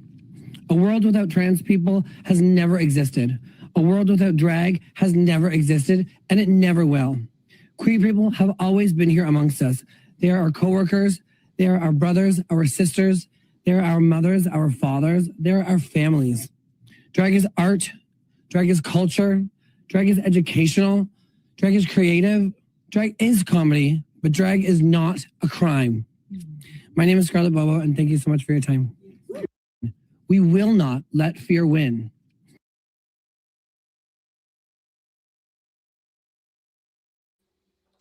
Sir, I'm not interested. Fuck! Damn! I just fucking hung up on him. Damn! Sorry. I'm sorry. Sorry. I literally just hung up on this man and he called me back. Anyways, where was I going? Because this man just blew me. It sounds like missing and murdered Indigenous women is what they're combining with the LGBTQ community. And it sounds like they are combining these two things in order to get the backing. Does that make sense? First of all, who are the missing and murdered Indigenous women? Because if that's the MMIW, then the Indigenous women are the Black people up there. That's the Black women. That's Black American or Black Canadian women. That's the Indigenous. First of all, the $5 footlong, I told you, is the cosplayer. They are not the true Indigenous. Let's start there first. The true Indigenous are not the $5 footlongs you see today. That's them $5 Indians. That's them pretendians. That's them Native Americans. These are Johnny-come-latelys. These are stand-ins, okay? The Indigenous women of Canada and America are Black American women because we are the Indigenous people. We just don't know it by and large yet. So it sounds like it could be a backhanded way for the LGBTQ, another way to take women's rights and mix it in with their bull crap. Because murdered and missing women have nothing to do with the LGBTQIA+. I don't give a damn what color the women is. This has nothing to do with the community. But what I'm telling you is what it is. They are trying to combine struggles so that they can combine support. So now they're going to find a way to get women on board. And I told you, this thing is not about trans rights. It's not about trans women or trans men. None of this is about trans rights. This is all about transhumanism. I told you they are using the trans issue to push what they really want. This has nothing to do with anybody in the community. This is why I tell people inside of the community, no matter which letter you fall under, to understand exactly what it is you're supporting. They use these people as scapegoats. They use our trauma and our pains as scapegoats and as basically a shelter and a way to hide behind the bull. So here it is, this weird looking character up here who's talking about drag. First of all, drag and trans are two different things. Dressing in drag and being trans are two completely different things. And I'm not even one of them, and I know this. So I don't know what this is at the podium. I don't know if he falls under drag. I don't know if he falls under trans. I don't know what he falls under. But what I do know is it's a big ball of confusion. And it sounds, I don't know this to be a fact. It sounds as if the community is now looking for another hustle to hide under. Missing and murdered indigenous women have zero to do with the trans community. As a matter of fact, the trans girls have a hard issue with real women. So why then are they connecting the two struggles? Remember, trans women are in a fight against real women on who's the woman. Not all, but collectively. That's what it is. So how can you combine the two? This is done by design, ladies and gentlemen, boys and girls. This is what they do.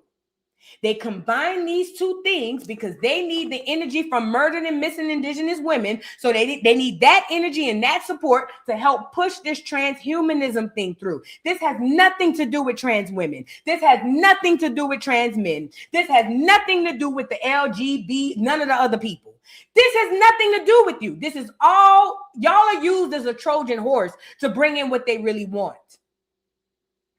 And adding all these letters is just the reason let me tell you why they add the letters. So they can sneak in the other letter, the P letter. Because if it ain't already in there, it's coming. What they call them? Minor attracted persons or something. The MAP people. See, you thinking you fighting for your cause. If them people cared about your cause, you wouldn't be having to fight for it. Don't let that go over your head. You thinking you fighting over the cause. If the people cared about your cause, you wouldn't have a cause to fight over. Does that make sense? So here it is. Now we adding murdered and missing indigenous women into the conversation. I want to know what women are backing this. Because the whole time, ever since this whole community started rising, we've been windmilling for our lives. We still got these bitches running around here calling us sis. So when did women become on this train?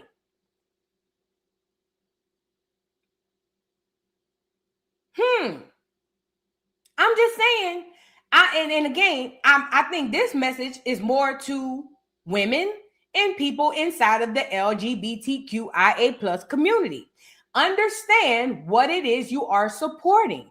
Just because it looks like it's there for you doesn't mean that it actually is. A lot of times what the enemy does is see what you're suffering from and give you a fake cure from it. So they'll give you the cancer and then fake give you the damn chemo to tell you they're killing you. I'm sorry, Freudian slip, to tell you they're curing you when they're really killing you. Be careful. Ladies and gentlemen, be careful. Just because you fall under a category does not mean you have to support everything that it does. I'm a Black American. I don't support everything Black Americans do. I'm a woman. I don't support everything women do. Whenever women do some stupid shit, I'm going to come on here and say women do stupid shit. Whenever Black Americans do stupid shit, in a private conversation with Black Americans, I'll tell other Black Americans we doing some stupid shit. But I'm not going to be blind to this stuff because I fall under the category. That's what they want you to do. This plays on your ignorance. And when I say ignorance, it's not a dig. It's you not knowing. This is how they play on your ignorance. When you don't know and you blindly support. Do the research. Let's move on. And no persons was bullied and harassed during this segment. Now let's move on. We need to get into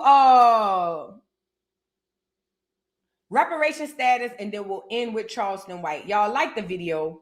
Like the video. Please, y'all, like the video. Get the video out in the algorithm. Where are we on likes? I hope y'all are doing well. Happy Thursday. I'm going to read a couple more super chats just to see where y'all at. Sorry. Let me read a couple of more super chats so we get to the next subject. Thank you so much for the super chat. Knowledge gives gratitude. Says Amber is what happens when someone is fighting for their newfound lifestyle they feel entitled to. Hello. by being in proximity. Hello, you spitting. This lady needs to just get a job and get clean. Let me tell you something. I know what it is. Amy done got around Dwight Howard. She lived in a mansion. She had already had her friends and family over. They done already came, seen the house and the cars. She's already showed them around that man gun range, and she's already showed them around his theater. She's already showed everybody around the basketball court. She's already staked her foot in the claim. And the idea of losing it this fast, she cannot fathom. So what does she do? What else? Nothing but she can. Nothing else but what she can. Fight to keep it. And that's what she's doing. She don't want to have to go back to them same people who she done had over for the weekend for a cookout, who done had over at the pool for the pool party. She don't have to go back to them people and be like, girl, that nigga kicked me out and I'm back over here with y'all. I ain't gonna lie, I wouldn't want to do it neither. I wouldn't, bitch. I'd rather go missing. Ho, do you hear me? I would rather fall off the face of the earth. What happened to Vu, girl? I don't know. The aliens came, got her. Bitch, you won't see me again. But I understand. I get it. Because I wouldn't want to come back neither. You feel what I'm saying? I done stunned and flexed on you bitches. Could you imagine flexing on everybody, on all your haters, and then the next year you got to go back? Oh, no. I'll be calling the police, too. I'll call the sheriff, too. Thank you for the super chat. Now to give gratitude says most restitution cases do not accept third-party payments. Thank you for the information. See, there you go. Now I get it. See, that's why I say I'm not the smartest on the situation. So in the Cardi B versus Tasha K, according to Knowledge Gives Gratitude, it says most restitution cases do not accept third-party payments. So that would mean that's why they wouldn't take Now That's TV's payment. Now, if that's the case, I would say, Tasha, if I was you, the same people, if they really wanted to pay off your debt, then just go get a job. Go over to Now That's TV and whatever other production company that was willing to give you the money and say, hire me. Hire me to do the reunions. I'll do 2 reunions at X amount of dollars, or hire me and I'll review the show. Hire me to review the show. I'll do 3 seasons of reviewing the show. You feel what I'm saying? If y'all give me the 3.5, she gonna have to bite and eat something because she did do the girl dirty. So she's gonna have to do something. She's just gonna have to lose. She's gonna take an L somewhere. And if that means reviewing TV shows to get the money paid, I'll do it. Now That's TV. Send me $3.5 million and watch me review that bitch. I'll show you. I will show. Send me the 3.5. I'll show you. And I ain't too proud to beg. Send me the money. I review shows for nothing. Send me the money. 3.5. I'll be on here every week. What's going on, everybody? Miss Mama, thank you so. I'm sorry, Miss Marmar 89. Thank you for the super chat. Says LGBTQ that had 5011 name changes, yet all we are fighting for is to be called indigenous. Exactly. Lord, that's my whole thing. And we don't even have to be called it. We just want to be acknowledged, and on paper we need it to be understood, because under indigenous, ladies and gentlemen, boys and girls, comes a lot of things, a lot of provisions, a lot of set-asides, a lot of laws and protection under the term indigenous. This is why they broadcast the term black to us so much, so we never look at that term. But a lot comes from that term indigenous. They know it. That's why, yeah, it's easier for them to call us cis than to call us indigenous. That's ridiculous. And Stab and a Half, thank you for the super chat, says the plus in LGBTQIA plus is for everyone else. I'm confused. I think the plus is like a open-ended period. I think the plus is so they could keep adding on. And whatever, however, whoever, however many, that's what the plus is for. So the plus is kind of like a ... It's just a to be continued. That's what I think. I don't know. Let's move on. Now we got to get into brother Marcel Dixon. Shout out to the brother. And we got to get into status. And this is going to bring us right into it because it makes all the sense in the world. Let's get into status.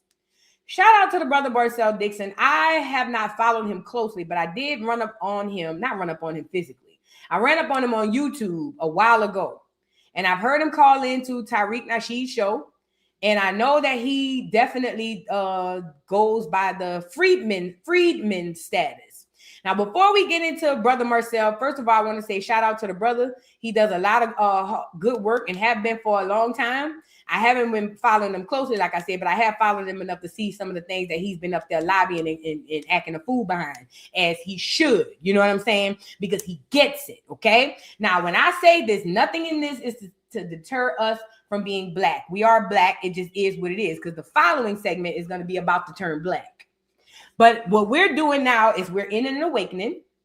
And in said awakening, we're in the age of I know. Gone are the days of I believe. Gone are the days of I think. Now it is all about I know.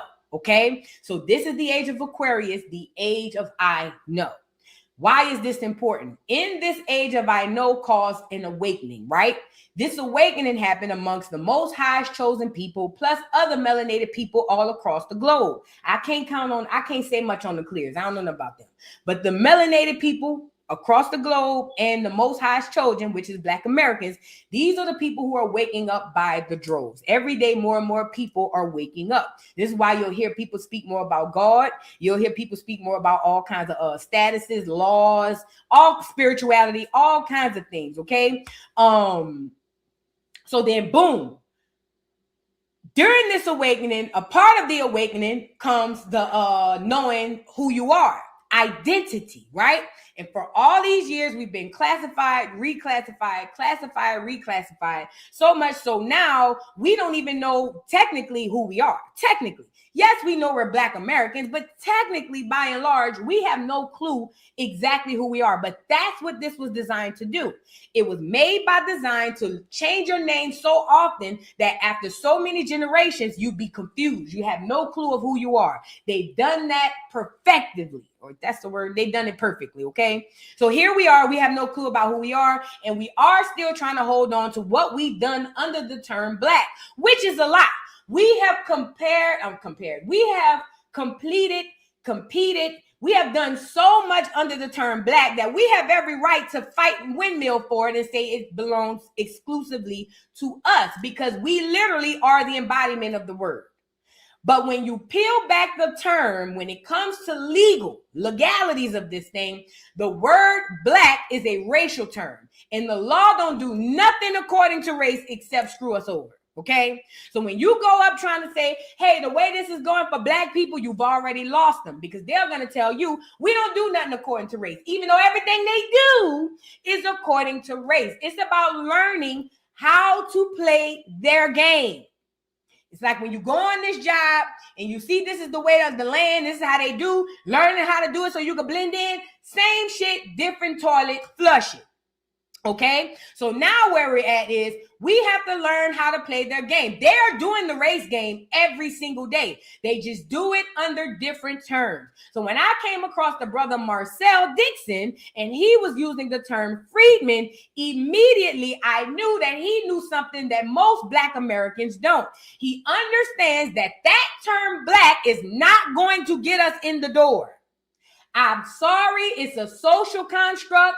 It's a social term. It does wonders for us socially. But when we start talking about law, legalities, the moment you say Black, it's over. They're going to use the term against you. They're going to say, well, you can't do that for only Black people. That's racist. Or they're going to say, or you can't say this because this is the law states that nothing is going to happen because of the term race. And you can't use race. They're going to find a way to loophole you around this crap. Okay, they're going to find a way to screw you. They're going to find a way to make it seem like, or make it to where you can't get what you're fighting for. Now, why is this important? And you know I'm telling you this got to be the truth. I got a whole line called Black Americans versus everybody. Nigga, I'm risking my own brand to tell you the truth. So you know I ain't lying. If it turns out tomorrow that we say tomorrow we no longer Black, then babe goes away. I keep me a nasty old pivot, so it's cool. You feel what I'm saying? But I'm saying all that to say, I'm telling you the truth. I got a Black American brand, and I'm telling you the term Black is a problem. Okay? Now, like I said, we are to fight over it because Black is our term. It literally embodies and talks about us. But when we talk about law, we got to get into the legalities of things. Let's talk about freedmen, and slaves. During slavery time, we were taught that in the South, all the black people were slaves and all the clear people were the slave owners. That's the furthest thing from the truth. The truth of the matter is there were statuses of black Americans in the South the whole time, and most of them were not slaves. I'm going to say it again. There were statuses of black Americans in the South before, during, and after slavery. There were different statuses of black Americans that lived in those times, okay?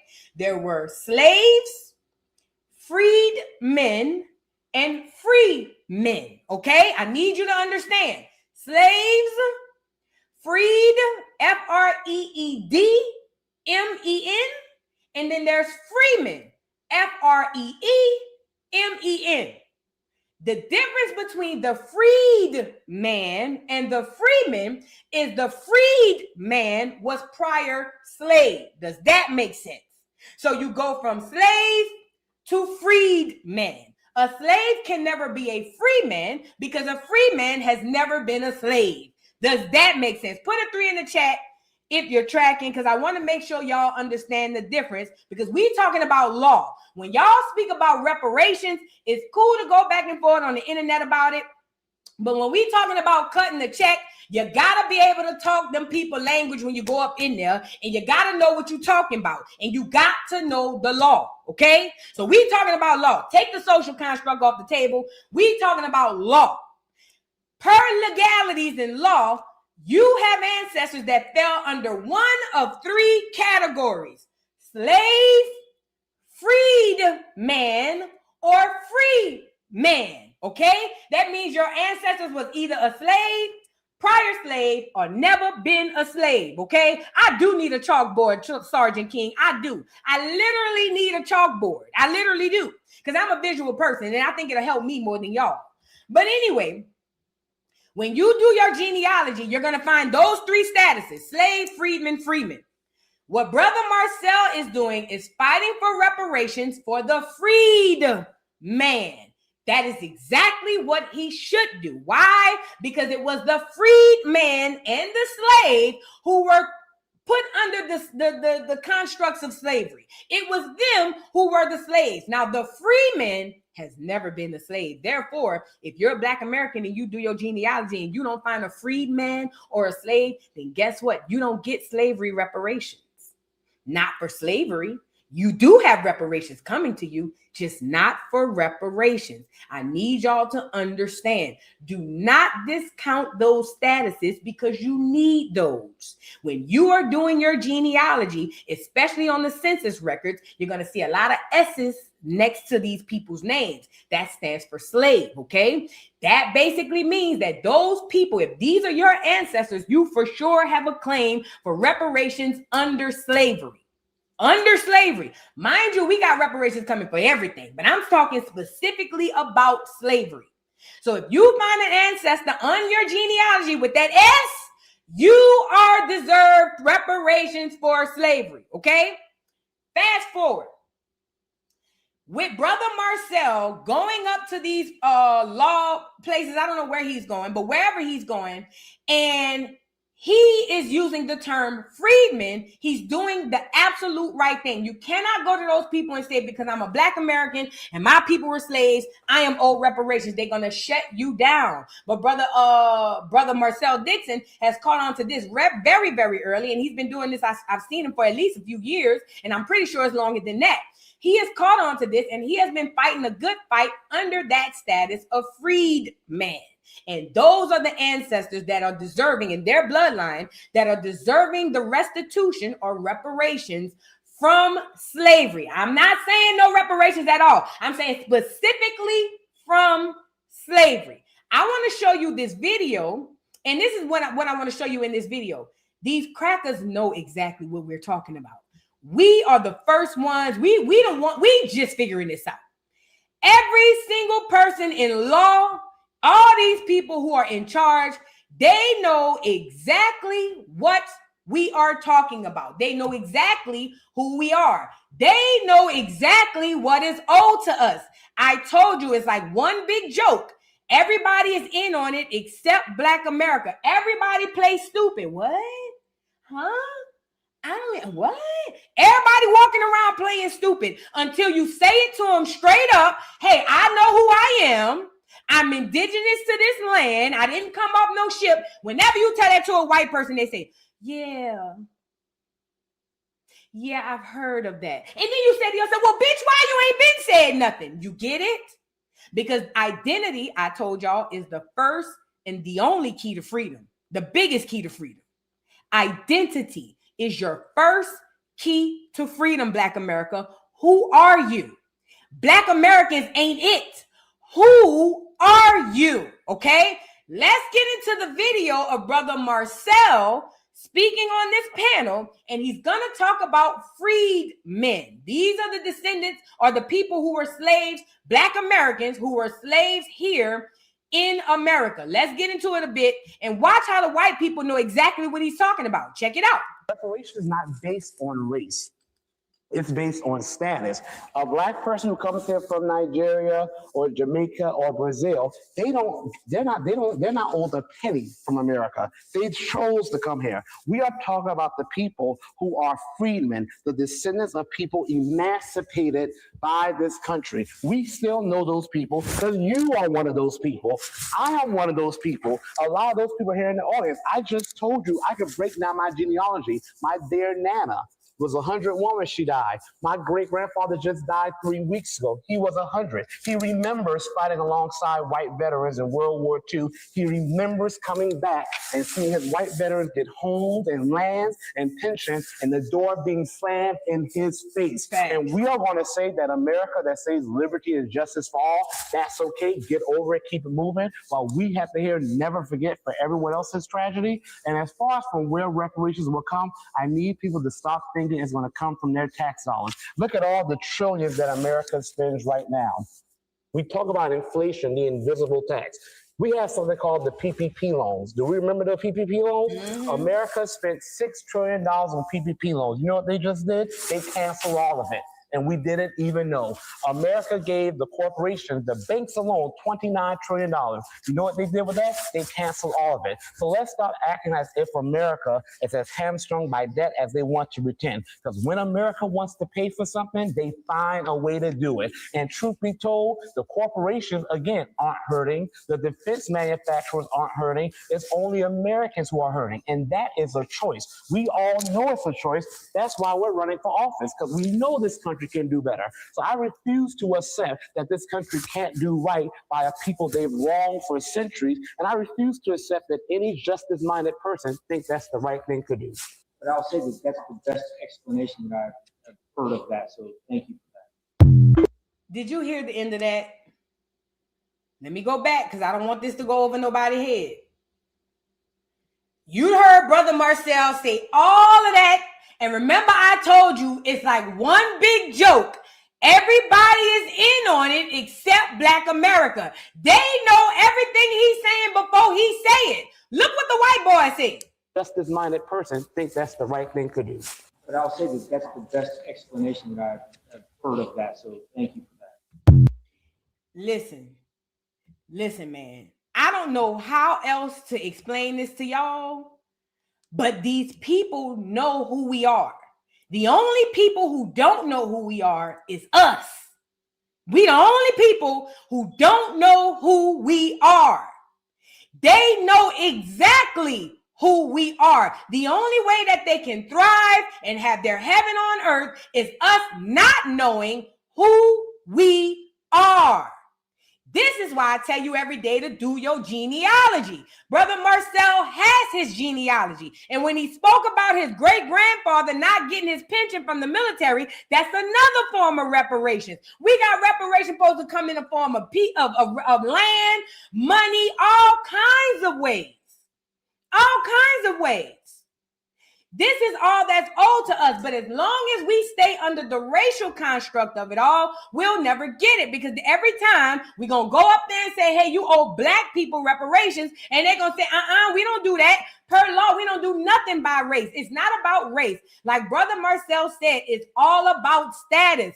What is your status? What did your ancestors fall under? And where did they come from? Let me say this too. A lot of people might feel like, well, boo, I did my genealogy and I didn't find no slaves. I found all freemen. Let me show you where your reparations is. That freemen probably own land and or businesses. And I'm pretty sure the government came in and said, eminent domain, let me get that out you. What you need to do is go back through that paperwork, whatever that ancestor that had, and you need to go back down to that place, to the judge, to the city hall, or whoever, and say, hey, you owe me. They took my great granddaddy land and they never compensated him properly. And that government has to pay you. There are black Americans all over America right now today going back, getting their reparations. It's just not broadcasted, because if they broadcast it, then we all will go do it. And they're not going under the term black. They are going under their status, from their genealogy. This is why I tell y'all, please, please, please, look into who you are. If you want to be able to get out of this matrix, if you want to be able to get out of this hellhole, you have to know who you are. You're not going to be able to do that just saying I'm black. You have to know exactly who you are. That's the only way this thing is going to work. And when I say exactly, I mean exactly who you are. I know who my mama is. Her mama, the mama before her, the mama before her, the mama before her, the mama before her, the mama before her. You got to know yourself like that. That's the only way. And it's not impossible, Black America. You are the most documented people in the world. When the universe allowed this devil to come over here and take over us, it was certain things they had to do. Documentation was one of those things. You, Black America, are the most documented group of people in the world. You can go back 6 or 7 generations. You can go back further than that. I swear to God. That stuff is documented. It's there. You just have to go out and seek it and look for it and get it. Go find out who these people was before you. That's where your reparations at, my love. It's not under black. It's under the people who came before you. Whether they were slaves or not, this government owes you. You're only going to find that information in your genealogy. Okay? Do your freaking genealogy. I'm not getting nothing out of telling you that. Do it. Now, speaking of status, now we got to get back into the term black. Why is this important? So the black term. First of all, Black America, it's a big L we got to take. We got to take an L, Black America. Let me tell you why, because I was there. I watched it. Every melanated immigrant who came to America, we automatically told them they were black. These people told us, no, I know black, I'm Dominican. No, I'm not black, I'm Jamaican. No, I'm not black, I'm this, I'm Nigerian, I'm Europe, blah, I'm this, that, and that. Nobody wanted to be black. And I remember we windmilled and argued with these people down that they were black. And I remember saying, y'all, we shouldn't do that. I don't think this is right. Well, here it is, being black is profitable. Now, all of the people who never wanted to be black, now they black. And this is no shade. Shout out to my Caribbean, because let me say this too. The Caribbean family and the South American family, Black America, that is our family. I know we on this whole us against everybody, and it is us against everybody. But when you really understand how this thing worked, the South Americans and the Caribbean people are our family. They are. They are related to us. That's why we look like them. That's why we have hair like them. They are closely related, more closely related to us than any other melanated group in the world. The South American black and the Caribbean black, we all very closely related. I told y'all for the Hebrews, that's where your 12 tribe at. And your 12 tribe is on this side of the earth. I told that to you Hebrews. To y'all Hebrews, y'all going over there trying to get people out the tribe. All of the 12 is over here. Okay? Now, neither here nor there, because I don't want to go back and forth with no Hebrews right now. Anyways, I'm saying all that to say, we are the, when you say black, nobody thinks of an African. When you say black, nobody thinks of a Caribbean. When you say black, nobody thinks of a black Hispanic. When anybody says black, they think of a black American, okay? Why? Because we are the face of what people know today as black. We created the culture, we created the language, we created the identity. Everything about the term black falls under black American, not black foreigner. And this is the worst part that bothers me with the foreigners. You bitches fought tooth and nail to not be called black. And as soon as you realize that there was some sort of payment or some sort of reciprocity for being called black, now y'all want to fight us and be called black. I don't like that. I don't like that. And I tell this to my Caribbean people all the time. If you follow behind them Africans, you're going to get sucked down with them too. Do not follow mindset-wise, because especially the Caribbeans over there in the UK, y'all get to the UK and get stupid. No shade. Shout out to the Caribbeans. Y'all get to the UK and go dumb. Keep running up there, following behind them Africans with that bullshit, with that separation shit, and your ass going to get swallowed up with them. You is not them people, and them people is not you. And I'm talking to the Caribbeans. You is not them people, and them people is not you. Y'all get over there around them people, and y'all get crazy. Don't do that. And shout out to the Caribbeans who don't do that. But I'm talking about the ones who do. You feel what I'm saying? But you're going to get sucked up in that bullshit with them people. Okay? Now, as it pertains to black, now they all fighting to become black. And here it is. We got to have these conversations. We are just, shout out to Tariq Nasheed for the delineation movement. That was done. It was necessary. It was biblical. It was prophetic. What had to happen was we had to separate. It just had to. In order for anything to continue, the universe, I told you, doing its part. The Most High is doing its part. Right now, we got to do our part, and separation had to happen because under the one umbrella of black, we have been stolen from repeatedly over and over and over again. Not just resources, our whole identity. Now, when you go look up black on YouTube, they show you an African. Go put in your Google right now a black person. Let me see if I can go pull it up. They're going to show you an African. I'm about to show you right now. Let me see if I can pull one up. I'm going to put a black American. Now, I'm going to put a black person.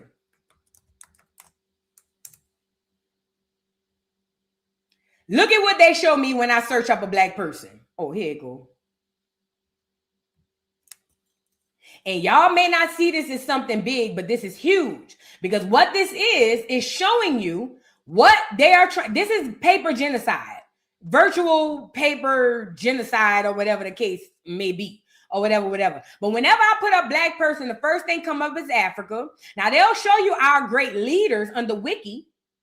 But if I go over here to the images, because most people ain't gonna read. If I go over here to the images, most of these people don't look like black Americans. Look at these people. Hold on, let me show you. Look at these faces. This one may or may not be a black American. A lot of these people are not black Americans when you go pull them up. We are no longer the face. This one definitely not on this end. Where he at? He definitely not. He probably not. I don't know. It might be AI, but them two definitely ain't. You see what I'm saying? Can y'all see this? Hold on. Y'all may not even be able to see it. No, y'all can't even see it. My bad. Let me let y'all see it. If you go search up black on YouTube or any major search engine, you're going to see that the people they show you aren't even black Americans. Now, they'll tell you if you read, oh, black Americans in America, da-da-da-da-da-da. But when you go to look at the pictures, when you go to look up black hairstyles on YouTube, they'll show you an African first. When anything you look up that say black, they show you everybody except a black American. But when it comes down to what is black culture, none of these people can produce our culture. None of them. They all have to look to us to act out the blackness. This is what you call paper genocide. This is also what you call a destiny swap. Basically, this is what I told y'all, how they want us to walk around blind, like we're stupid, and they want us to be slaves and willing slaves, meaning they want us to provide the culture while everybody reap the benefits. That's exactly what they want you to do. So what they do is they want us to just, oh no, yes, we're all African, yes, we're all black, so that we can allow them to be the face, get the money, the resources, and all of that stuff. This is what they want us to do. And this is what I'm telling y'all. This is why Tariq Nasheed's delineation movement had to happen, because in order to combat that, we have to separate. We just have to. Now, I want to get into Charleston in this video. So Charleston is having a conversation with this Jamaican lady, right? Let me get her up here. Charleston is having a conversation with this Jamaican lady. And this Jamaican lady is going back and forth with Charleston on the fact that she is black like we are black. And let me just say this. This Jamaican lady knows this to be a lie. And shout out to my Jamaicans and my Caribbeans in the chat. But y'all be having some amongst y'all that be playing stupid. And I'm not one of them Americans you can play stupid with, because I'm not going to let you do it. Okay? I'm not going to let you do it. I'm going to call you out every chance I get, especially when you're trying to play me stupid in my face. Okay? So now Charleston White does this interview with this Jamaican, and she's going to go back and forth with him about why she is counted under the term black. Mind you, most Jamaicans especially did not want nothing to do with being black. As a matter of fact, they'll tell you in many, many ways that they are not black, they Jamaican. Oh, no, Rasha, boy. No, rude boy. No. They'll tell you everything. But now, because it's beneficial to say that you black, now they want to drop the Jamaican and be black. I'm not going to let you do it. I'm not going to let you do it. I refuse to allow you to do it. You are a Jamaican. Stay that. But they're not going to stay Jamaican because it doesn't benefit them. Right now, the only benefit is Black American. Not any other black. I need Black Americans to understand this. In 2026, to be a melanated being, the only melanated being to get any benefits is a Black American, not the African, not the Black Hispanic, not the Black Caribbean, just the Black American. This is why the Asians are cosplaying you. This is why the whites are cosplaying you. This is why the other melanated people are cosplaying you. Because right now, it pays them to say that they're black, to cosplay black, while you do all the work and they make all the money. So I want to get into a little bit. I didn't listen to all of it. I only listened to 30 seconds, and we're going to get into it together. Charleston White debates this Jamaican lady about the term black. And who's black? Let's get into it. They're black women in different cultures. We don't date like black. I'm Jamaican. You ain't black. Then what am I? Jamaican. I'm black. You Jamaican. No. You Jamaican. It's a difference, huh? It's a difference. Okay, describe the difference. She knows the difference. If I would call her black 5 years ago, she would have cussed me out. That's my problem. That's my problem. Because if I would have called this same lady black on the same podcast 5 years ago, she would have said, no, Bumba Clot, no, rude boy. But now all of a sudden you windmilling to be black, girl. If I go to what color is my skin? What color is my skin? Yellow. Okay, and it derived from? Even white derived from black. Even white derived from black. All colors in the color spectrum come from the black. Facts. But y'all have been classified as Jamaicans. We still haven't been identified nor classified. We were just given the color. When I fill out a paperwork here in the States, it doesn't say Jamaican anywhere. But black is not a person. That's not a noun. Mm-hmm. That's more of an adjective, isn't it? Well, how can you describe me as being black? You have a name. You're Jamaican. You're American. Well, I'm Black American. Okay, I'm Black Jamaican. It don't say that. You're making something up now. She's definitely making it up. Let me tell you what these straw man arguments. Listen, what color is my skin? Who cares? What color have your skin been? Y'all have never identified. And listen, what they're trying to do is make the skin color thing the reason why they should be able to fall in line. You have never identified yourself by your skin color. And like Charleston said, you have an identity. You're Jamaican. As a matter of fact, I rarely see Africans go to Jamaicans and tell them they African. They only do that to us. You have your own whole identity, but she'd rather go explain it to me. So what's the difference? You know the difference. You know the difference more than we do. You know it. And that's what will piss me off. Because now that it makes you money and cents, now all of a sudden it's we all black. No, we not all black. And you know we not. That's the part make me mad, because you know we not. But we gonna have a conversation and entertain it anyway. They don't say that. Our paperwork, we have to check something. When you go back home, you don't check nothing. You're right. Automatic Jamaican. Right. I'm not automatic American. I'm automatic black. Black people aren't American. We had to be given American rights. You see what I'm saying? So when we say black, we talking us. Mm-hmm. Y'all ain't us. Fact. Don't y'all got Jamaican food? Yes. Don't y'all have a Jamaican culture? Yes. We don't. You have an American culture. Now that I will correct him on. We do have a culture. It's just that it's been stolen so much. They got us believing that it's American culture. But American culture, there is no such thing American culture. That's our culture. We have a culture. They just renamed it and took it from us and said, oh, no, that's American culture. No. The cracker, I told you, them white folks who came off that boat through Ellis Island, even the ones who came off the first set of boats, the Jesus boats, they had no names, they had no culture, they had no language, they had no identity. We gave them everything that they have. So there is no American culture. It's our culture. It's just that it's been stolen from us and renamed as American culture. So I want to make that clear. We absolutely do have a culture. That's the culture they stealing every day of the week. They just renamed it so that they can steal it from us. Okay? What's in Texas? In Texas, you have soul food. What's barbecue? That's our culture. Mm-hmm. Black slaves didn't barbecue. Slaves didn't barbecue. First of all, I hate when y'all stop deducing our fucking culture to slavery. Everything didn't come from slavery. Do you know how disrespectful it is to say that your ancestors had to be slaves to create and produce? Slavery don't have nothing to do with this shit.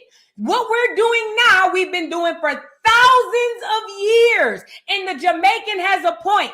Texas blacks do have their own culture. Like New Orleans blacks have their own culture. Like Atlanta blacks have their own culture. We have subcultures inside of this major culture. We absolutely do. Yes, the Texas black people, the Dallas black people have a different culture from the Houston black people. The New Orleans black people have a different culture from the Baton Rouge black people. The Atlanta black people have a different culture from the Macon black people. The New York black people culture have a different from the upstate New York black people. Does that make sense? We do have culture. We absolutely have culture. We are the culture.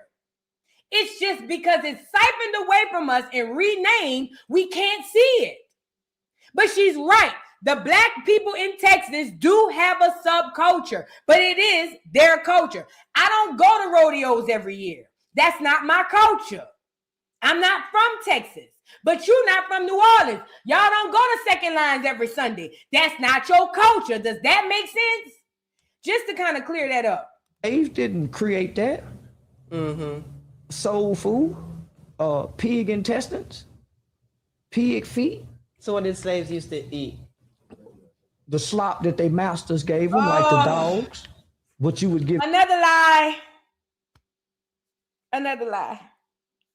I'm from New Orleans and I've never ate chitlins in a day in my life. I am from New Orleans, Louisiana. I'm 43 years old. I've never ate a chitlin a day in my life. Why, when y'all talk about soul food, y'all go to the worst part of the soul food, chitlins? So if the master only gave the slave chitlins, then where the hell did baked macaroni come from? Where the hell did ham and turkey and stuffing and yams? Where all that come from? If everything, this is how you know our food didn't come from slavery. Because if our food came from slavery, then how the hell we get all these other dishes? Where the greens came from? Where the cabbage came from? If the slave only gave us pig intestines, and that's all we ate, how the hell we come up with the gumbo? How the hell we come up with the sweet potato pie? How the hell we come up with the pecan pie? How the hell we come up with the what they call it, the peach cobbler? How do we come up with all of this stuff? The potato, how do we come up with all of this stuff if it came through slavery and we had to get knocked across the head with chitlin insides and guts? Think. Stop deducing our soul food to slavery. That food we've been eating for thousands of years. That fried chicken, we've been frying chicken for thousands of years. We've been eating oxtails, hog maw, all of that stuff for thousands of years. Stop deducing your culture to slavery. It is a complete disrespect to the ancestors who created this culture. Don't do that. We got too much food to name soul food for us to keep running back to some damn chitlins. Like I said, I'm from New Orleans. I've never even smelt chitlins be cooked. We don't eat that shit in New Orleans. It ain't our culture. Okay? Now let's get into it.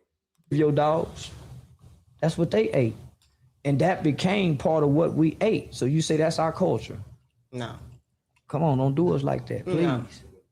I understand you play devil's advocate, but nobody in this world have been done like the person, not the African. See, that's what people forget. Or the Jamaican. It was a small portion of Africans who was transported over here and was made to be slaves. It was a small portion. The rest was created and bred. They had slave form, but they bred this because slavery, international slavery, was only legal for a small amount of time before the world said, no, stop this. So America kept saying, fuck y'all, we ain't finna stop this. They started making slaves, right? So the first generation of Africans who came over here to be slaves, they wasn't niggas. They was Africans. I want to correct this. First of all, that story of niggas like this on the Amistad, that's fake. It's not real. It's cap. It's cap. It's cap. It's cap.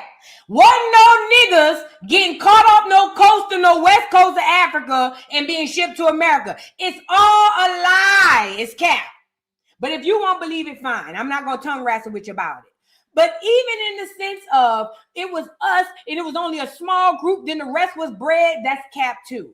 Nobody, listen. When the crackers came here, they had all of the resources they need with the land and the people that was already here, okay? And they in one by one use other people who are us to infiltrate and get and take our lands. Small portions at a time, okay? So all of that, y'all are just repeating the traumatic stories you've heard through other people lying.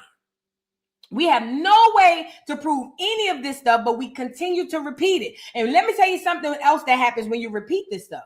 When you repeat that all we had was chicken insides and that's all we could eat, gizzards, and the slave masters had us all on our, do you know if you believe that, then that manifests into your life?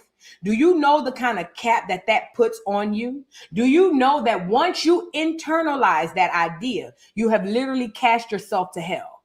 Do you know that? And when I say hell, I mean hell on earth. That means a struggle, a cycle of struggling with money, with jobs, with future, because all in your subconscious, you're telling yourself, well, because I'm a slave and I came from slavery, all I can do is what the white man gonna let me do. Stop repeating that stupid ass shit. Do the research, do your genealogy, and it's going to debunk all of that. Your personal genealogy will debunk all of this. Your personal genealogy will debunk all of this, and you won't have to keep telling yourself this. This is very This is very dangerous for Black Americans to continue to repeat this narrative, because number one, it's not true. But then number two, you're conditioning your brain to be a forever slave. If you think about it and use your common sense, none of the slave stories really make sense. If all the masters gave us was pig intestines, then how the freak did we come up with all this other food? If all of the Black people was just post-slaves, then how the freak did Black people own slaves? It doesn't make sense, you guys. Pay attention. Let me let him finish. The ones who was born from the Africans, right? The ones who was forced to have sex and sleep with this one, those that was born on this land under slavery, into slavery, they were niggers. Oh, I'm glad he brought that up too. I hate to cut him off one more time, but I got to say this. They did not breed us with the African, and let me tell you why. Because we are completely different from the African, genetically, scientifically, and spiritually. The African cannot do what the Black American can do. I'm not being racist. I'm not being mean. I'm being real. It would not have made sense to breed the Africans with the Americans, because then you would be taking away from the best part of the American. I'll give you an example, like dogs. And I hate to use dogs, but I think this is the only way you'll see it. I would never breed a full-bred pit bull with a Shih Tzu. Does that make sense? Because the moment I breed that pit bull with the Shih Tzu, now all my litter is trash. I can't do nothing with that. This pit shit ain't gonna be able to do nothing for me when I needed to do something as far as guard the house or something like that. So they would never breed a pit bull with a Shih Tzu. It's the same thing with breeding humans. I need you to understand. It's the same thing with breeding humans. Now, I'm not saying they didn't breed any Africans with Americans. I do believe so. But once they realized that that breed does not mix, they did not do that. That was not something done by and large. This is why when you do your genealogy, you're going to be hard pressed to find anybody from Africa, because they did not breed us together. Because although the African has the body and the stature of the Black American, he does not have the soul and the mind of the Black American. That means he can't sing the way that they do. He can't build the way that they do. He can't create the way that they do. He can't do a third of what they could do. I'm telling you from the mind of the breeder. It will make zero sense. Now, it will make more sense to breed a nigga from California with a nigga from Virginia. Because see, that California mine digging nigga, he do good with this tobacco farm nigga. You take that one from out there in California that dig them mines up really good, made them with this Virginia slave girl out here who pick all that good cotton. Make them together. And then after we make them together, now we can take this super nigga, you get it? And we can make him this big time workhorse. That's what they were doing. They might mix one from Jamaica. Hey, get that Jamaican. Hey, he was out there chopping that sugar cane. Get that big ass Jamaican. Take him, mix him with the sugar cane girl out here in New Orleans. Mix her, because she got good hair. We're going to make this baby going to be a house nigga. This is how they bred. They did not breed you in with the Africans. And you're going to see this when you do your genealogy. They bred us together, not with them people outside. Scientifically, it made no sense, okay? Let me let them finish. Them wasn't Black people. Them was niggas. They was called nigga. Come here, nigga. Shut up, nigga. Fuck you doing around here, nigga? He didn't have a name. So those people never thought to go back to Africa. They didn't know no language. So those seeds, we are not African seeds. We don't have no African bloodline other than what the white boy have. And the white boy don't have one. That's cap. That's just a way to connect you back to Africa, so Africa could steal all your resources. But we don't have a direct tie back to them, and the white boy might have one, but we don't. We was born to slaves. Nobody else was done that. And nobody else was done how those people was done. I know because in Jamaica, when I did some research on it, because we had Arawak's Indian was in Jamaica first. But then when the Spaniards came there and enslaved them, they couldn't deal with being enslaved, so a lot of them were dying off. Man. So whenever they went and got Africans and started transporting them here, they left a small amount of them. That's a lie, Jamaica. Where my Jamaica people? That's a lie. They did not start dying off. That's paper genocide. They did not go back to Africa and get a whole bunch of Africans because the Jamaican Arawak Indians didn't want to do it. That's a lie. That's a lie. That's what they said on paper to connect you to Africa. That is a lie. Those Arawak Indians are you, ma'am. That's your people. That's your ancestors. While the Jamaicans over here trying to cosplay the nigga, you got fire-ass ancestors you need to be going to do genealogy over. The Arawak Indian is this lady's ancestor. They didn't die off. They just changed the name and said that they died off. Does that make sense? They never died off. They never died off. I just want to make that clear. All of these Indians, all of these Jamaicans, all of these Caribbeans, and all of these South Americans, you too have indigenous heritage. There is an Indian tribe where you came from. You got to do your genealogy to find that out. There and realize that they can deal with the slavery. So that's when they started transporting a lot more Africans there as well. Now look at us. Why are we better in sports than anybody? Why are we born with this body and this physique? Because they strategically say, put this nigga with that nigga. That's look how true. fine she is. Look how big she is. Now you're taking credit away from God, and I'm not going to let you do it. What Charleston is trying to say is the reason why we better at sports is because of how they bred us. That's a bullshit lie. They couldn't breed us all. It was too many of us.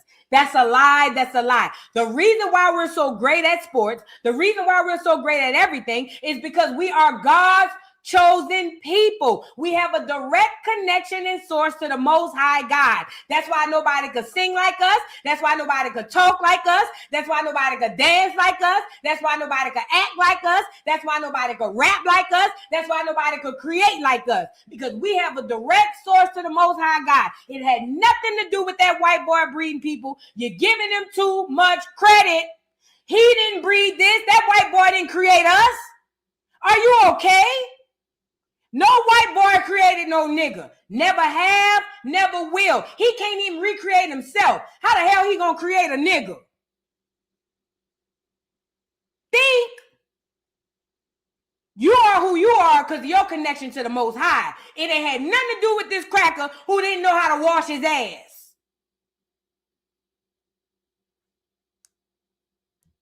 Them two niggas together. Make him sleep with his mama. Make him sleep with his sister. Make him breed with his auntie. Mm-hmm. Boy, that's a fine nigga there. If they were breeding with their mamas and sisters, the fucking children would be retarded. Think! Get me up here, because I want y'all to use your common sense. I don't need you to be smart. I just need you to use your common sense. If a woman has sex and procreate with her son, the baby is going to be so retarded it can't barely walk. It won't be no good. Think. Just use your common sense. Think. If a mother bred with her child, that baby would not be okay. It is true, Neek. It is true. It is true. Either that baby will have mental disabilities or physical disabilities. That would not be a well-equipped baby to do nothing. You can't. Come on, man. Come on. Y'all get so indoctrinated. Y'all get crazy. How can a woman have a healthy baby with her own child?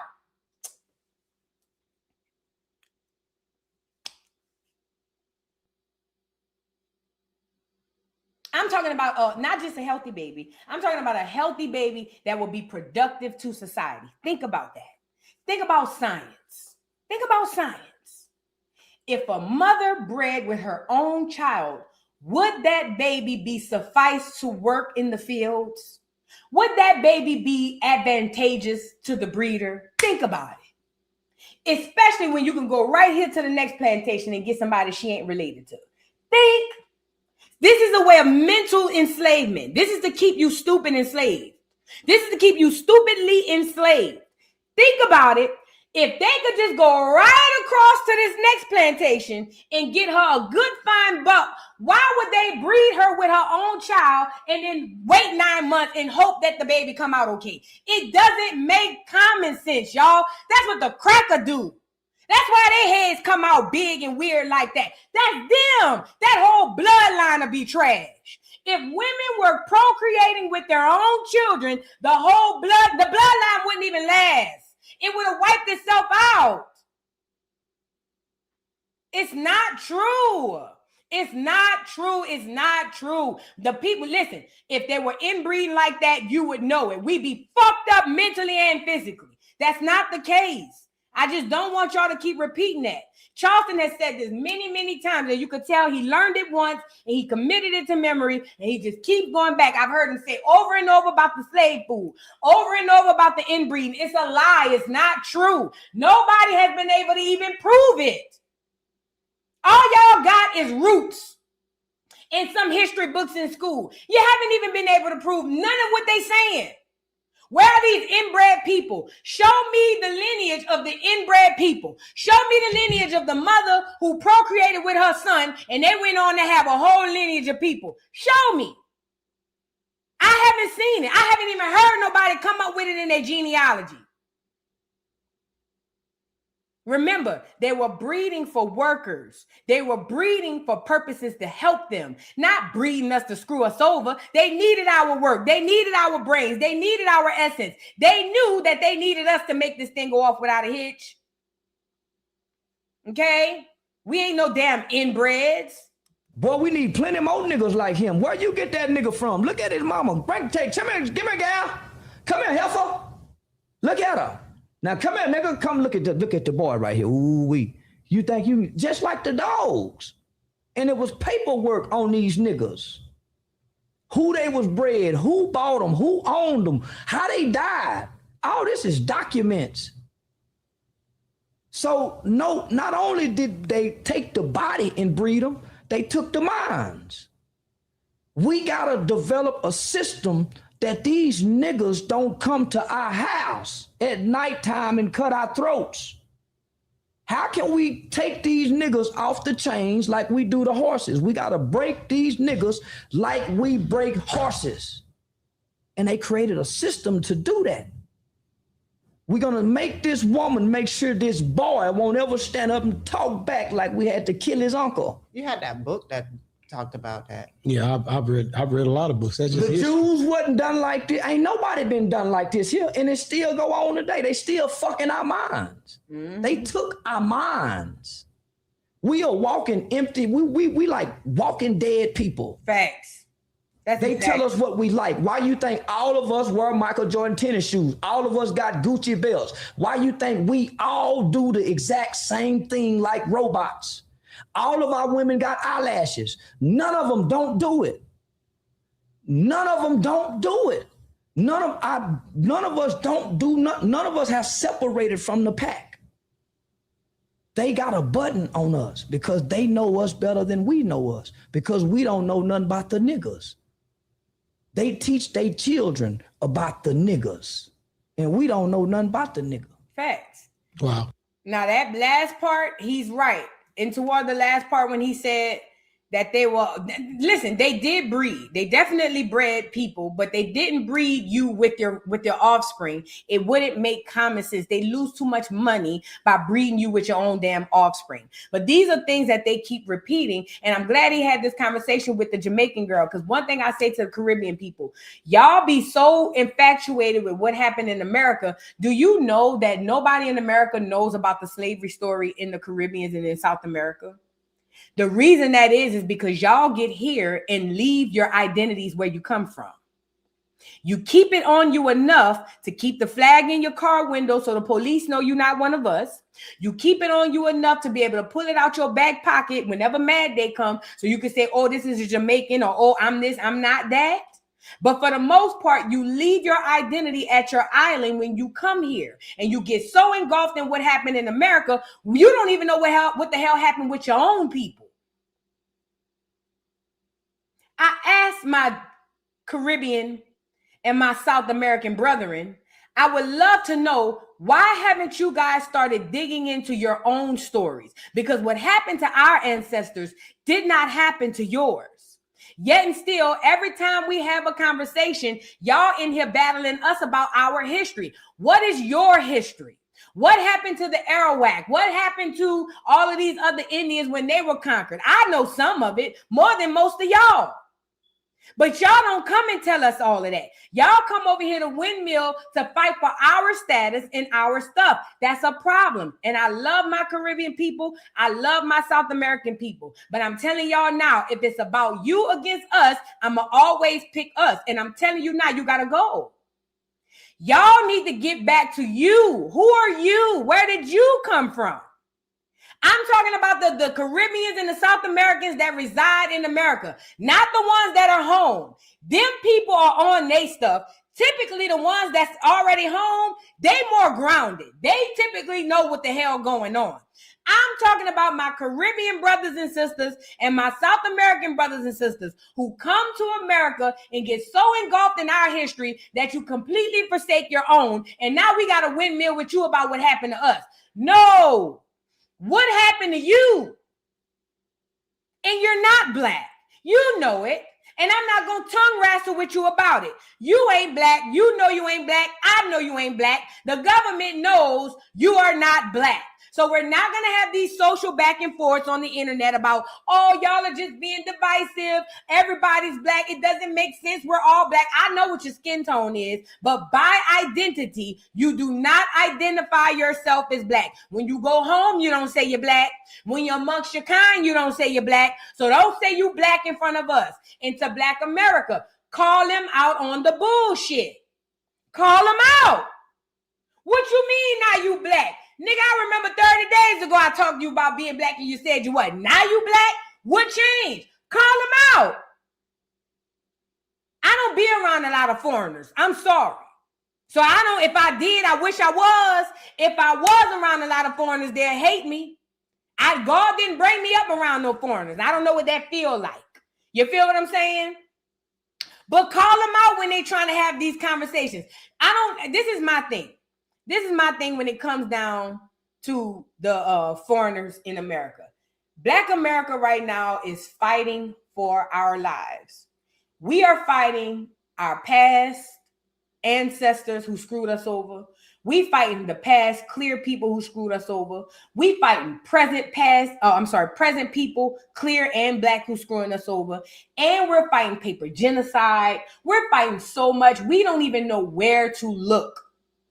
When other foreigners come to this land and you contribute to this, you are now labeling yourself an enemy.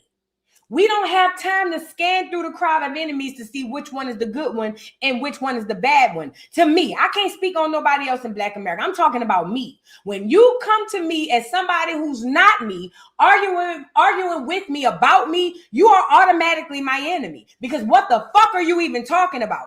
Go home and figure out what happened there. You could be getting reparations from the British in Jamaica. But no, you in America, so busy pocket watching the Black American to see what we about to get, and you don't even know about yourself. That's a problem for me. That's a problem for me, because you ain't no goddamn black. Every chance you get, you remind us you Jamaican. Every chance you get, you remind us you Nigerian. Every chance you get, you remind us you Afro-Latina. Don't be black now, nigga. No. Go back to the Afro-Latina. Go back to the Jamaican. Go back to the Yoruba. Go back. But I get it. Right now, being black makes sense. Right now, being black makes dollars. On the internet, and all you got to do is say I'm black owned. Everybody come and flock. On the internet, all you got to do is talk about black topics. Everybody come and flock.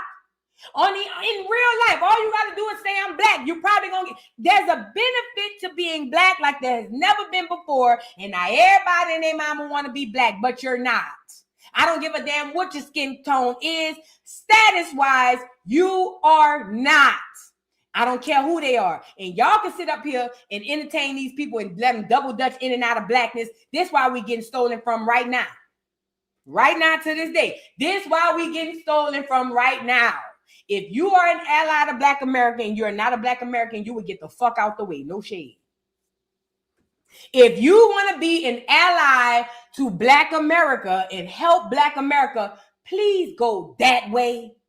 Please. We don't want your help. We didn't call you. We didn't ask you to come and do nothing. Just go that way.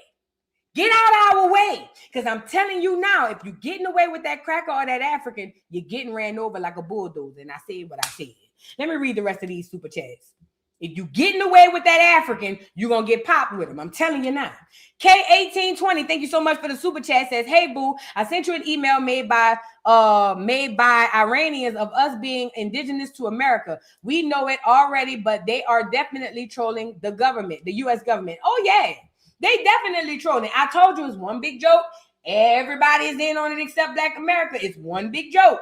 But we waking up, no worries.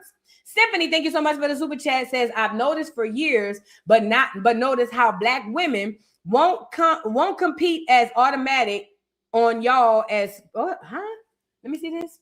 I've noticed for years, but notice how Black women won't compute as automatic on y'all's keyboards. It's always changed to Black woman. Oh yeah, and I was thinking about this with AI too. Whenever I be trying to come up with thumbnails, let's say I want to say, give me something with Black Americans, doing this. As long as it makes a Black American look bad, they'll shoot it out. But if I say any other culture, AI will tell me I can't do that.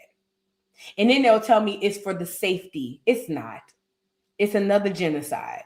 AI is another way of genocide as well. They're going to tell you it's for your safety, and it's not. They just over there finding ways to screw us over. They don't want us to tell the truth, and the truth typically comes with a lot of hurt, and that's why they keep, we can't do that, or we can't do that. It's on purpose by design. It's on purpose and by design. Okay? Thank you, boo. And Knowledge Gives Gratitude. Thank you for the super chat. Says Blackness, American Black, is treated as a commodity that can be purchased or learned through proximity. It definitely is. That's what it has been. Let me say this, Black America. This is the gag. In the 60s, I've talked to y'all about this with the civil rights movement. When we assisted Martin Luther King in helping to pour in other Black immigrants, it was a setup. It was a psyop. It was a trick. See, in our minds, we thought we were being open arms like the Most High told us to do, like we've been taught. We were taught that everybody is Black and we're all brothers and sisters. And we felt, well, hell, we've been out here with all these crackers. We might as well let some of our brothers and sisters in. We did that. And when they came in, we opened our doors. A lot of Black Americans housed Africans when they came over here to go to school and all kinds of stuff. We opened our doors with open arms. And these people got on their feet and gave us their ass to kiss. That's a problem for me. That's a huge problem for me. And on top of them getting on their feet and giving us their ass to kiss, now they looking back at us like we ain't shit. Like as if we the gum under their shoes. I have a huge, huge problem with that. That's the play. The play was for you to be thinking that they're your friend when the whole time they're really your enemy. And I'm not saying all Africans are our enemies. I'm talking about the Africans in America who are cosplaying and benefit under the name of Black. You are our enemy. Yes, you are. You are our enemy. And I need y'all to understand that that's how that goes. Okay? Again, and a person, and look at it like this. If they wasn't our enemy, they would at least tell us we're being stolen from, right? If I live in a neighborhood and my house keep getting robbed and my neighbor know who robbing my house and never tell me, bitch, you might as well be robbing my house too. So in my mind, you just as bad as the burglar. And in my mind, both of y'all my enemy. You think I'm going to say, you know what? I ain't going to trip. At least you didn't do it. Hell no. Hell no. Fuck no. If you watching my house get robbed or if you sneaking one or two things out the back door, you just as much of an enemy as them. In my opinion. I don't know. I'm different. These people ain't here for our benefit. Thank you, Trey, for the super chat.